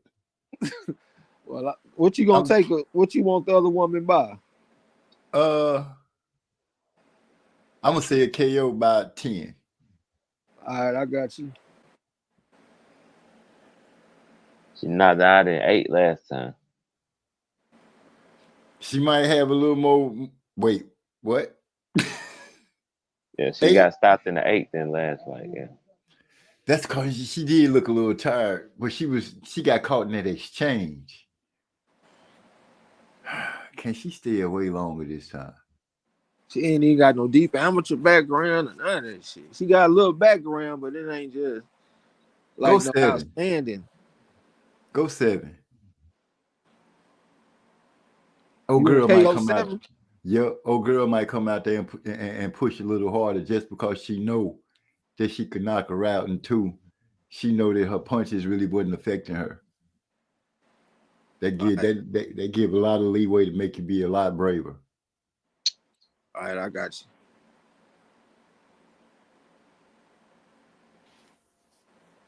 That boy say Sally Struthers got a stable out there in Ethiopia for 74 cents a day. Lil Urban 2 can train and eat 3 meals a day. Wow. That had to be Eric R. said that. You know it is. Only he can come up with something that quick. That's a 74 cents a day. Train and eat 3 meals a day.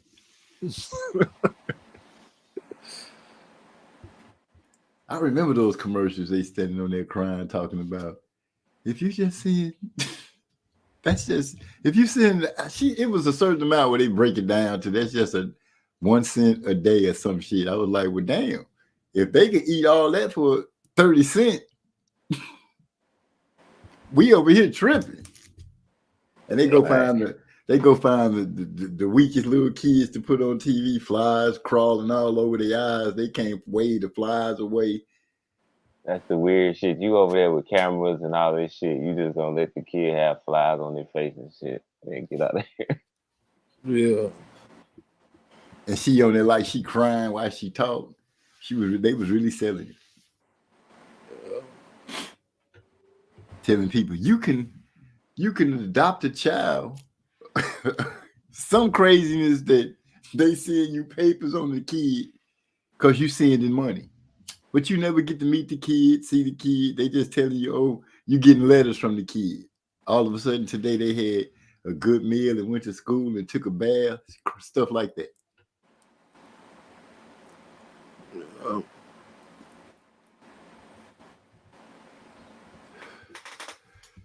Yeah, I'm gonna have to go with round 7 stoppage against Romula.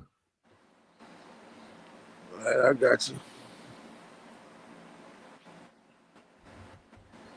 So what else you want to recap or? Yeah, shoot. My biggest thing is that old Shaqy Foster fight. How that dude, how he showed me a lot in his fight. Shaqy, he showed me. I seen defense. I seen the skill of boxing. I seen good punch placement. He didn't panic. He was able to stay and he fought off the back foot. He stood his ground sometime. I just saw all around good performance from that young man. And I wasn't impressed at all. That motherfucker went out there and moved clockwise the entire time. I'm talking about move to his left the whole fucking fight. I only saw like one time where he took a couple of steps to the right. But for the most part, it was clockwise all night long. He throw a lot of arm punches and shit. I mean, they do be some scoring punches, But you saw later on in the fight when he decided to bite down on his mouthpiece and really sit down on some shots, the impact that it had. He had an opponent that was the most squared up man that I've seen in a real long time. You talk about SpongeBob SquarePants. The man is just sitting up there, boxed up, squared up in front of this man all night long. So he was very tough. He kept on coming, throwing a bunch of punches and all that kind of shit. I feel like O'Shaquie Foster had some chances to go down to that, dig some shots to the body on his motherfucking ass to slow that shit up. I ain't think he committed to that enough. And that's why the man just felt so emboldened to keep on running them down all night, squared up. You know what I'm saying? I felt like he made that fight harder than what it had to be. Like, I give him his props for going out there and fighting on another man's backyard and going out there and fighting on somebody else's promotion or whatever he did. I give him props on that. It took some guts, but I still think he made that fight harder than what it had to be, for real. Well, you answered my question because I was going to surely ask you. So you saying he made it harder than what it should have been? Yeah. But yeah, I can respect it too. But I did see him do all that other stuff. Wait, say it again, DK. I was about to say, when they be talking about Gotti and Ward, that's some low level boxing, but they be talking about how exciting it was. So that's all I was liking about the fight, that it was really exciting to be one of them class. You right, but I think it was deceivingly exciting. I don't think they was really landing a lot of hard punches on each other throughout the duration of the fight. Now later on in the fight, hell yeah, like that 11 round and shit, nigga, I thought that shit was crazy. But it ain't like they was out there, both of them just busted it up and fucked up at the end of the fight where they swole up and shit. And you saw like a lot of evidence of them connecting a lot of punches throughout the duration of a very exciting fight. The motherfuckers' faces was pretty smooth for what we witnessed. So I guess we could say, well, both of them got facial features that hold up real well, or those punches really wasn't landing quite like it looked like they was. Because I was looking at the shit pretty up close, and it was some exciting moments, but I didn't really think they were landing like that. You know what I'm saying? So I guess that's some subtle little defense or whatever the case may be. But I would think if it's a Turo Gotti Ward type of fight, they'll go out there and you'll see the evidence. Like they busted up, their bodies is all red from all the body shots and all kind of stuff, but it wasn't like that. Yeah. But that 11 round, you were right about that all day long. That's the round of the year. Yeah. Sure. I gotta give it that. Man, it was just all out. The energy was high. The crowd was on their feet. It was just, it was exciting. It was just pouring over with excitement. And the work that was going in, and old boy just being tough as nails, not going away. Yeah, he would not fall in that 11 round. I said, this dude got heart, man. And then you add the drama that it was an open scoring fight. So he knew that he was down going into the last round. And he went out there and was clutch and got a stoppage victory. You know what I'm saying? Like, yeah, I thought that shit was great. Man, I didn't even know it was open score. Yep, I read an article where he was interviewed, and he said that he knew that he was down because it was open scoring. And he knew he was down going into the last round, and that's why he went out there and pushed for the knockout like that. Wow. Yeah. Dope. Yeah, really? Yeah. That go right in there with old boy telling Terrence Crawford, "Hey, you down?" And he go out there and turn it up and get the stoppage. Yeah, but this dude literally had one round to get it done. You know what I'm saying? It was another fight that we had bet on a few months back. It was Thomas Matisse. He fought the Mexican guy. I can't remember what his fucking name was, but he got up on Matisse pretty good, and Matisse went out there and got the stoppage in the very last round, and he had to have it because he was down on the cards. That's what that shit reminded me of. I just don't know if that one was open scoring, but this one was open scoring. So they added like a little cherry on top of the fight and shit as far as the excitement. Right. To know that what you have to accomplish and you only got 3 minutes to do it. Yeah. Yeah, that goes great. Eric Arce, would you like to see Foster versus Colbert? What Foster you talking about? Shockey, I guess. Oh, Shockey Foster. I was thinking William Foster the third. Yeah, Colbert got a rematch with Valenzuela coming up. You know what I'm saying? So I guess maybe the winner. How if he put in? He say the way Shaq was fighting, Shock was fighting, he was asking to be robbed. I didn't see the same focus he had in the Vargas fight. Yeah. He said, Shockey has to realize he's on his last leg in boxing due to his lack of team and his difficult style. He has to come out 100% locked in every time. I do find that interesting. And like this is another thing about this guy. It's like he got pretty good peaks, but he also got some noticeable valleys because it ain't like he don't have 2 losses to people that you probably can't name off the top of your head without going to BoxRec. You know what I'm saying? Right. And I find it interesting. Well, I ain't gonna say everybody. I would say most people. I know I can't. Maybe the Kane can. But I think it's interesting that he looked better against a better opponent. You know what I'm saying? What's the name of the dude that he beat for the championship? Ray Vargas. Ray Vargas fought at the AIBA World Championships and got some wins. That's a 4 on the scale. I think he a better opponent than the opponent he just fought, that Rocky Hernandez, whatever his name is. That's just my opinion. Because like I said, Hernandez, he was real squared up and stuff, real basic. He ain't as tall as Ray Vargas and stuff, ain't got the long arms and stuff like that. I think he was an easier opponent, but Shockey Foster struggled with him, but he went out there and pretty much dominated Ray Vargas. I just think that's interesting. It's like he fought. He fighting down to the opponent. Exactly. It's like he couldn't really get up for him. I was thinking the same thing. That might be what happened to Tyson Fury. Like he fighting somebody making their debut. Maybe he just couldn't get up for this guy. But that's what I was thinking about Shockey Foster. Maybe he just couldn't get up for this guy. Well, that's a dangerous thing. It is. That is you dangerous. Got to be up all the time. If you're right, you got to be focused and locked in every fight. Like I said, he already got 2 losses to people that we can't even name off the top of our head without going to BoxRec, most of us. Side note, that mic feedback sounds terrible for us listeners. I heard that feedback again. Yeah, it came back on you.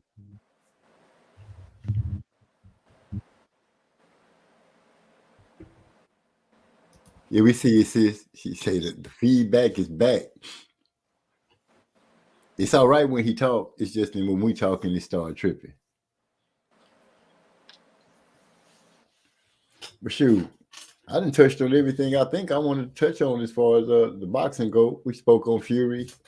My opinion, you said he won the boxing match and lost the fight. I can agree with that. I think old boy beat him up.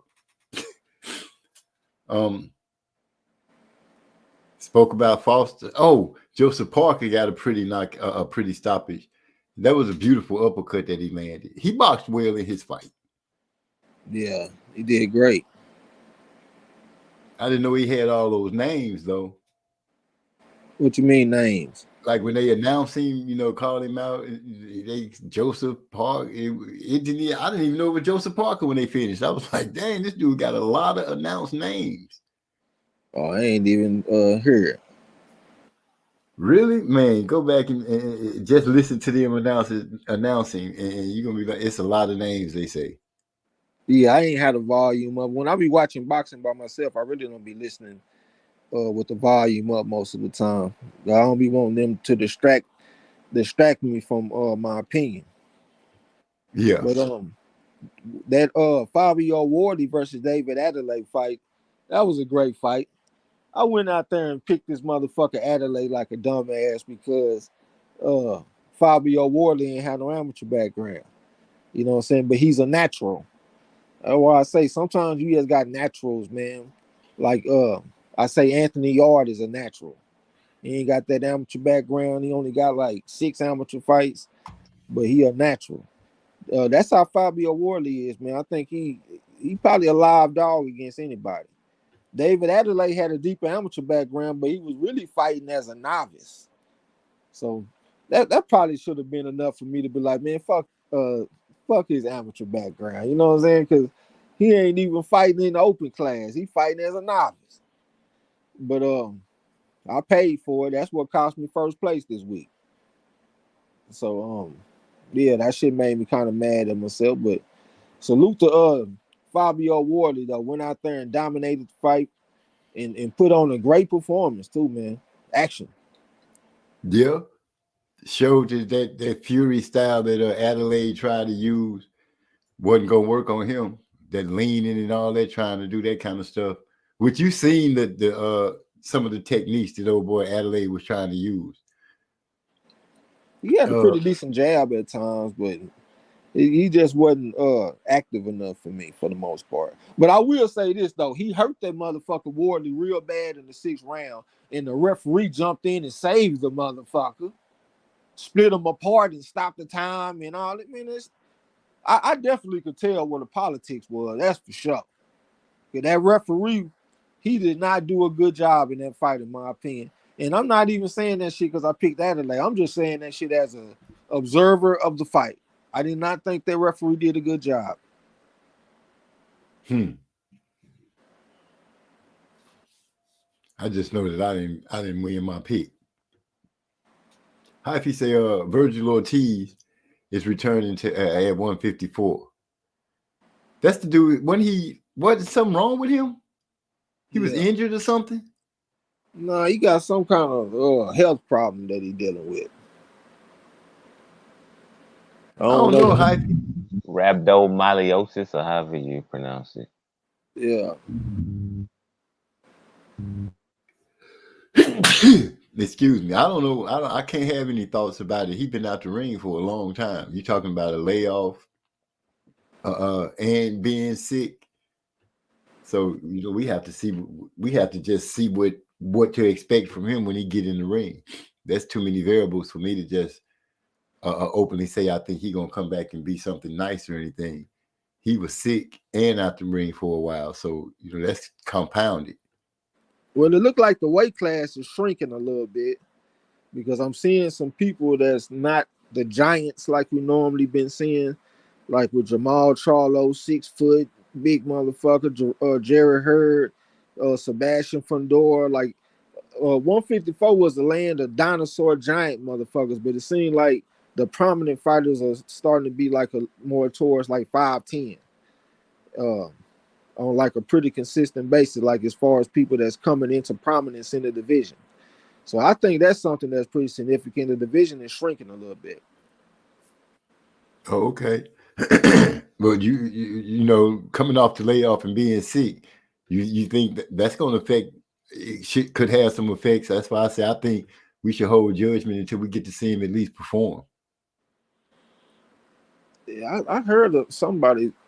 I could have sworn I heard they was talking about matching them up with somebody. I can't even think who the fuck that was, man. It sounds like they might be putting him in kind of tough coming off the rip instead of putting him off in there with like a tune-up. We'll see how it play out. Adelaide's legs are so small compared to his upper. He has no real strength when in there bumping and banging. But he got what the dude's Eddie Murphy. Is it Eddie Murphy? His legs shaking because he's so big. No, that's Kevin Hart. I don't know. Deontay Wilder got some skinny legs and he still pack a punch, but nah, he can't bang. You right. He talking about proportional though. Deontay Wilder legs matches upper body. He just an all around slender guy. He's saying this dude got a big upper body and little legs at the bottom.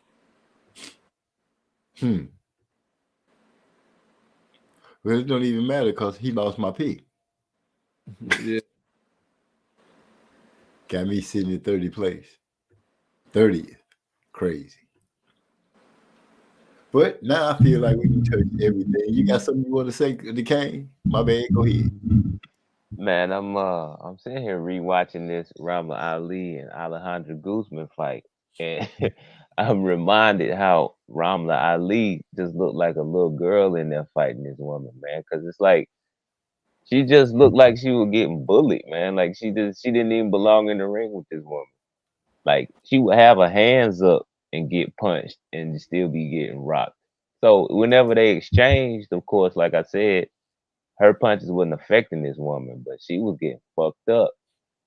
So I really don't see what she can do. Like she could keep her hands up, but I mean I think that in order to really beat this woman, she gonna need to stay out of the way of punches, which I don't even know if she done had time to figure out how to do that. So yeah, I would go with Guzman in the rematch. Well, I've already changed my pick. So, Yeah.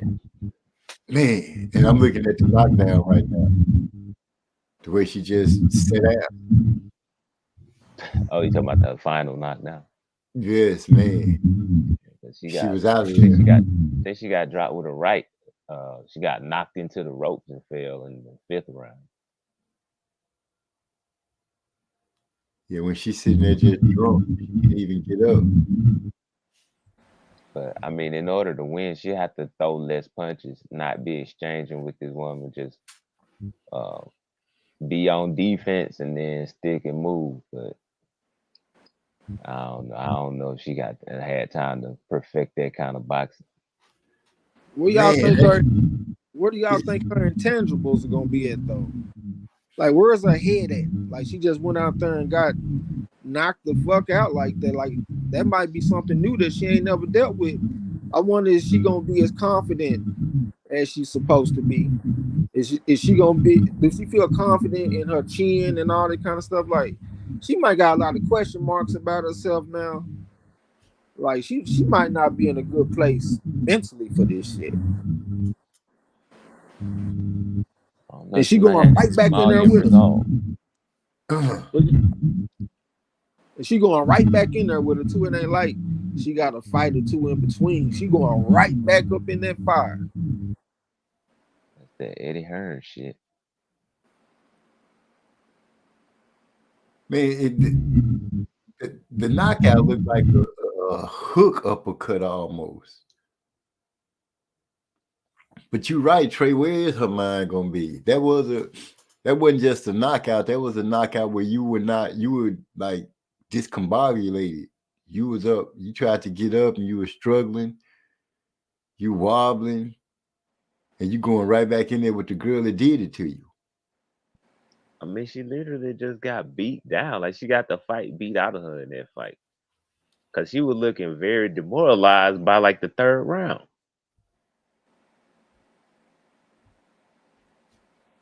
Then she was she's swinging hard every time.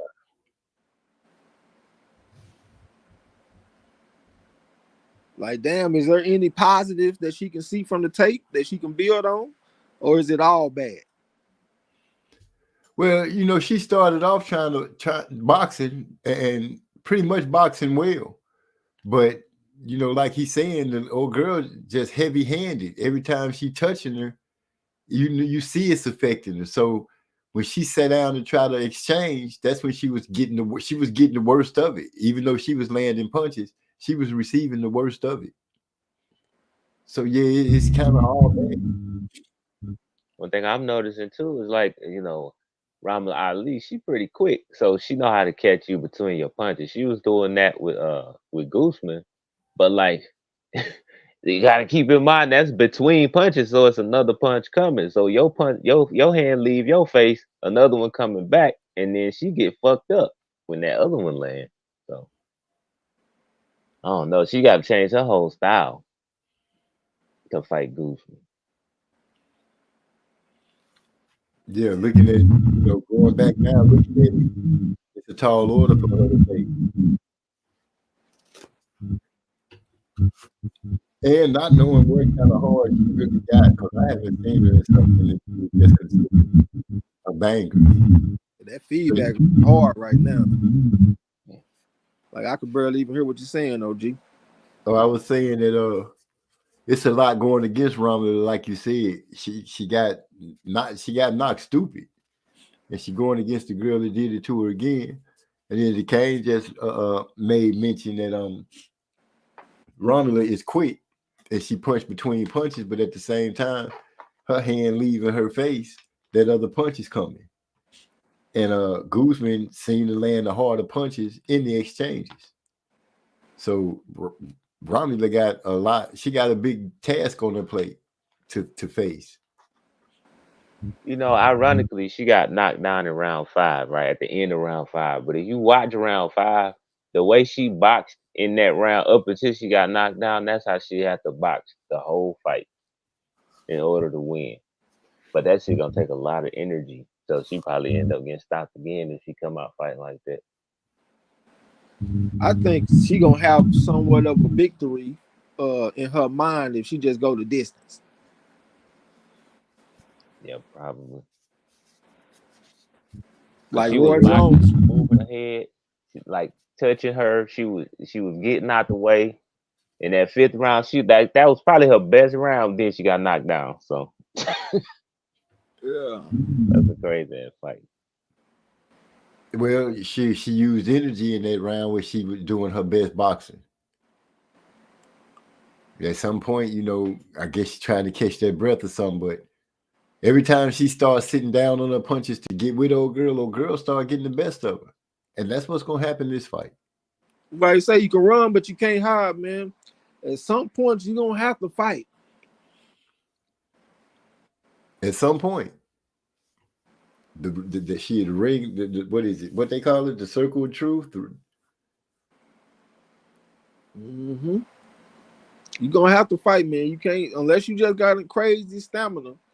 And you can just get out there and move and groove and dance around the ring all day. But most people get tired at some point, and they're going to have to put their foot in the dirt and fight.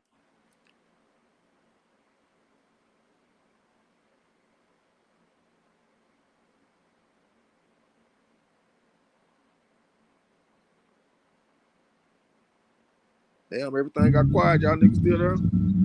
Yeah, I guess MZ Right. lost faith in the Somalia model. What? See, there you go. I'm just, I'm picking. I'm picking with what needs to be picked with. Who gonna win this fight? I got some Champ Ross ground to make up. Well, you know, she a model, so she can go back to that when this shit don't work out. Yeah, Hyphy is kind of speaking on it. First, he said Frank Martin is who is family of Six Rocks. Welcome to the show. Glad you stopped in. That's Frank Martin. That's Armin Brown, friend. What's up with it? Appreciate you coming through. Okay. Appreciate you coming through. Thanks, sis, for having somebody come in. Frank Martin is a milk carton. No scheduled fight, no news. The consequences of turning down big fights. It ain't like he a youngster. How old is Frank Martin? About 29? 28 or 29, he's floating in that area. Yeah, it ain't like he got forever. I mean, you better take advantage of your prime, young man. Yeah. There it is. Romula is a model relocated in Los Angeles. Boxing is not as essential. Hyphy been saying that since I started talking about Romula. He always let me know about her being a model. He said, Alicia is holding up the division. Michigan's commission is terrible. I saw her taking some pictures and showing out. Okay, who you like in that your Costa Valley versus Annabelle Ortiz fight? Man, I gotta watch some Annabelle Ortiz footage because I can't even remember her last fight. So I was looking at that fight on the Champ Ross, but yeah, I gotta watch some footage. Okay. I ain't gonna give you no bullshit prediction. Yeah.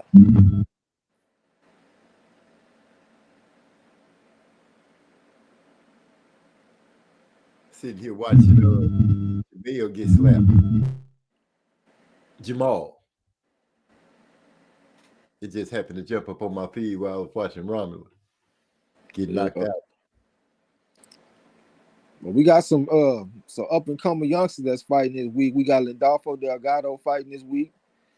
He going against a pretty tough guy, Luis Ramos. Raymond Muratalla back in action this week. He going against a young prospect motherfucker, Diego Torres from Mexico. I think an interesting fight this week is going to be Trevor Bryan versus Cassius Chaney. That's a pretty close one that could maybe go either way on that Don King pay-per-view shit. Oh yeah, we got Suleiman Sissoko back in action this week. Olympic bronze medalist from France. One of the only fighters from France that I like. You know what I'm saying? Right. Yeah, this motherfucker, Daniel Yelloussinov, that motherfucker went on a hell of a run. He beat Suleiman Sissoko 3 rounds to nothing. He beat Josh Kelly 3 rounds to nothing. Gabriel Maestre 3 rounds to nothing. And I think it was one more guy that was a big name that he beat. Shakram Giasov. He beat that motherfucker 3 rounds to nothing to win the gold medal in the Olympics the year that he won. I think it was like 2016 that he won the Olympics.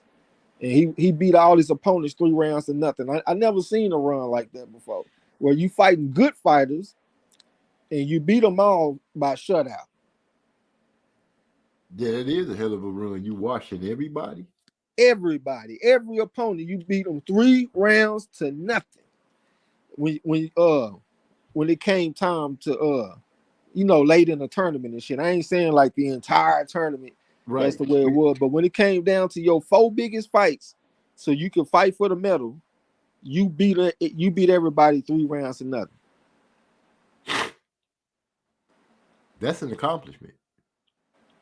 That's some bragging rights for your ass. I noticed something too. I just noticed a style from the Uzbekistan fighters.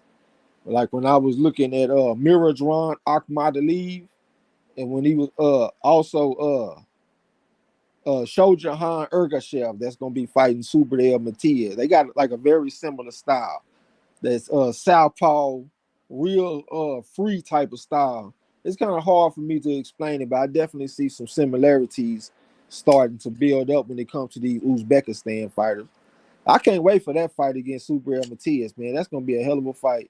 And that motherfucker, Ergashev, is a southpaw, but he is one of the best body punches in the game. He got a looping left hand to the liver that is crazy. It's fast, and he mix it up too. He go upstairs with it sometimes, so he can kind of throw you off. He'll make you make a decision, and if you guess wrong, he be done caught you with something. You know what I'm saying? But in his case, it could be a looping left hand to the liver. And if you look at his highlights, a lot of his knockouts come from that punch. And when it comes to southpaw, most of the time you don't see him as prolific body punches for the most part. But he is one of the rare ones that he can put a pretty devastating body attack on you and get you out of there. And did you say most of his stoppages come from a body punch? If I said most of them, I ain't mean to say that, but many of them, like, I ain't mean to say most of them, but many of his stoppages come from that, though. That's still impressive. Yeah, it might be 50-50, though, like square business.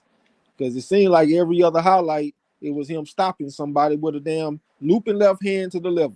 And he also hit you on the corner of the rib cage with it, too. Ooh. Yeah, he trouble. He got over 250 amateur fights and shit, too. And Subriel Matias, he done already lost to this guy named Petros Ananyan. He was 220 and 60 as an amateur. He beat Matias, and Matias came back and beat him in a rematch.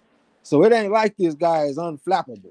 It's possible to beat this motherfucker Matias, and I think he got a tough test coming his way with Ergashev from Uzbekistan. That sounds like it's gonna be a good fight. Yeah, it's gonna be a good one. Shoot. Okay, that sounds cheesy. It's a lot of meat on the plate. I'm about to go ahead and jump off, man, and go find me something to eat. I am thinking about doing the same thing. DeCane, you got anything you want to say? Yeah, I say pick Valle in that Ortiz fight. That's about it. You All picking right. who? Yo Costa Valle. I mean, them two women who basically they have only lost the other champions, but Ortiz she's on the wrong side of 30. I'll probably go with Valle. That Valley's pretty too. She be looking pretty at the weigh-in. From what I can hear. Oh shoot. Well, Oh yeah, that last weigh in, she was looking real nice. Yeah, she always got them bikinis on and shit. Yeah. She definitely one of the ones I remember. You know what I'm saying? little petite, little something. But yeah, appreciate you letting me get on, OG. You know what I'm saying? A good old boxing conversation. I think he just answered the phone, so he probably over there talking to his little duckling. Salute to you, DeCane. Salute to everybody in the chat. I'm about to go find something to eat.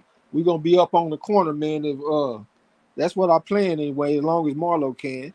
We were really supposed to do it today, but I just said fuck it, I let OG have today. But we're gonna come back with some trivia. Yeah, we're gonna do some trivia. We got modern day trivia, and I also got some history. I'm gonna do 40 modern day boxing trivia questions, and then I'm gonna do 20 I'm gonna do 40 modern day questions, 20 history questions, and the modern day question is gonna be worth 1 point for 40 points, and the history question is gonna be worth 2 points for 40 points. We're gonna do it like that. You know what I'm saying? Okay. Yeah, so y'all come through and fuck with it. For sure. Salute.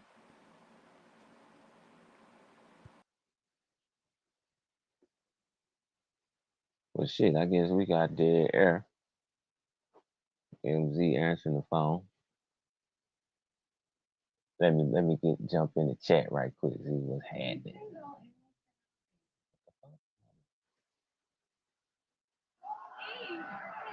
If you're not already subscribed to this YouTube channel, go ahead and hit this. What the hell?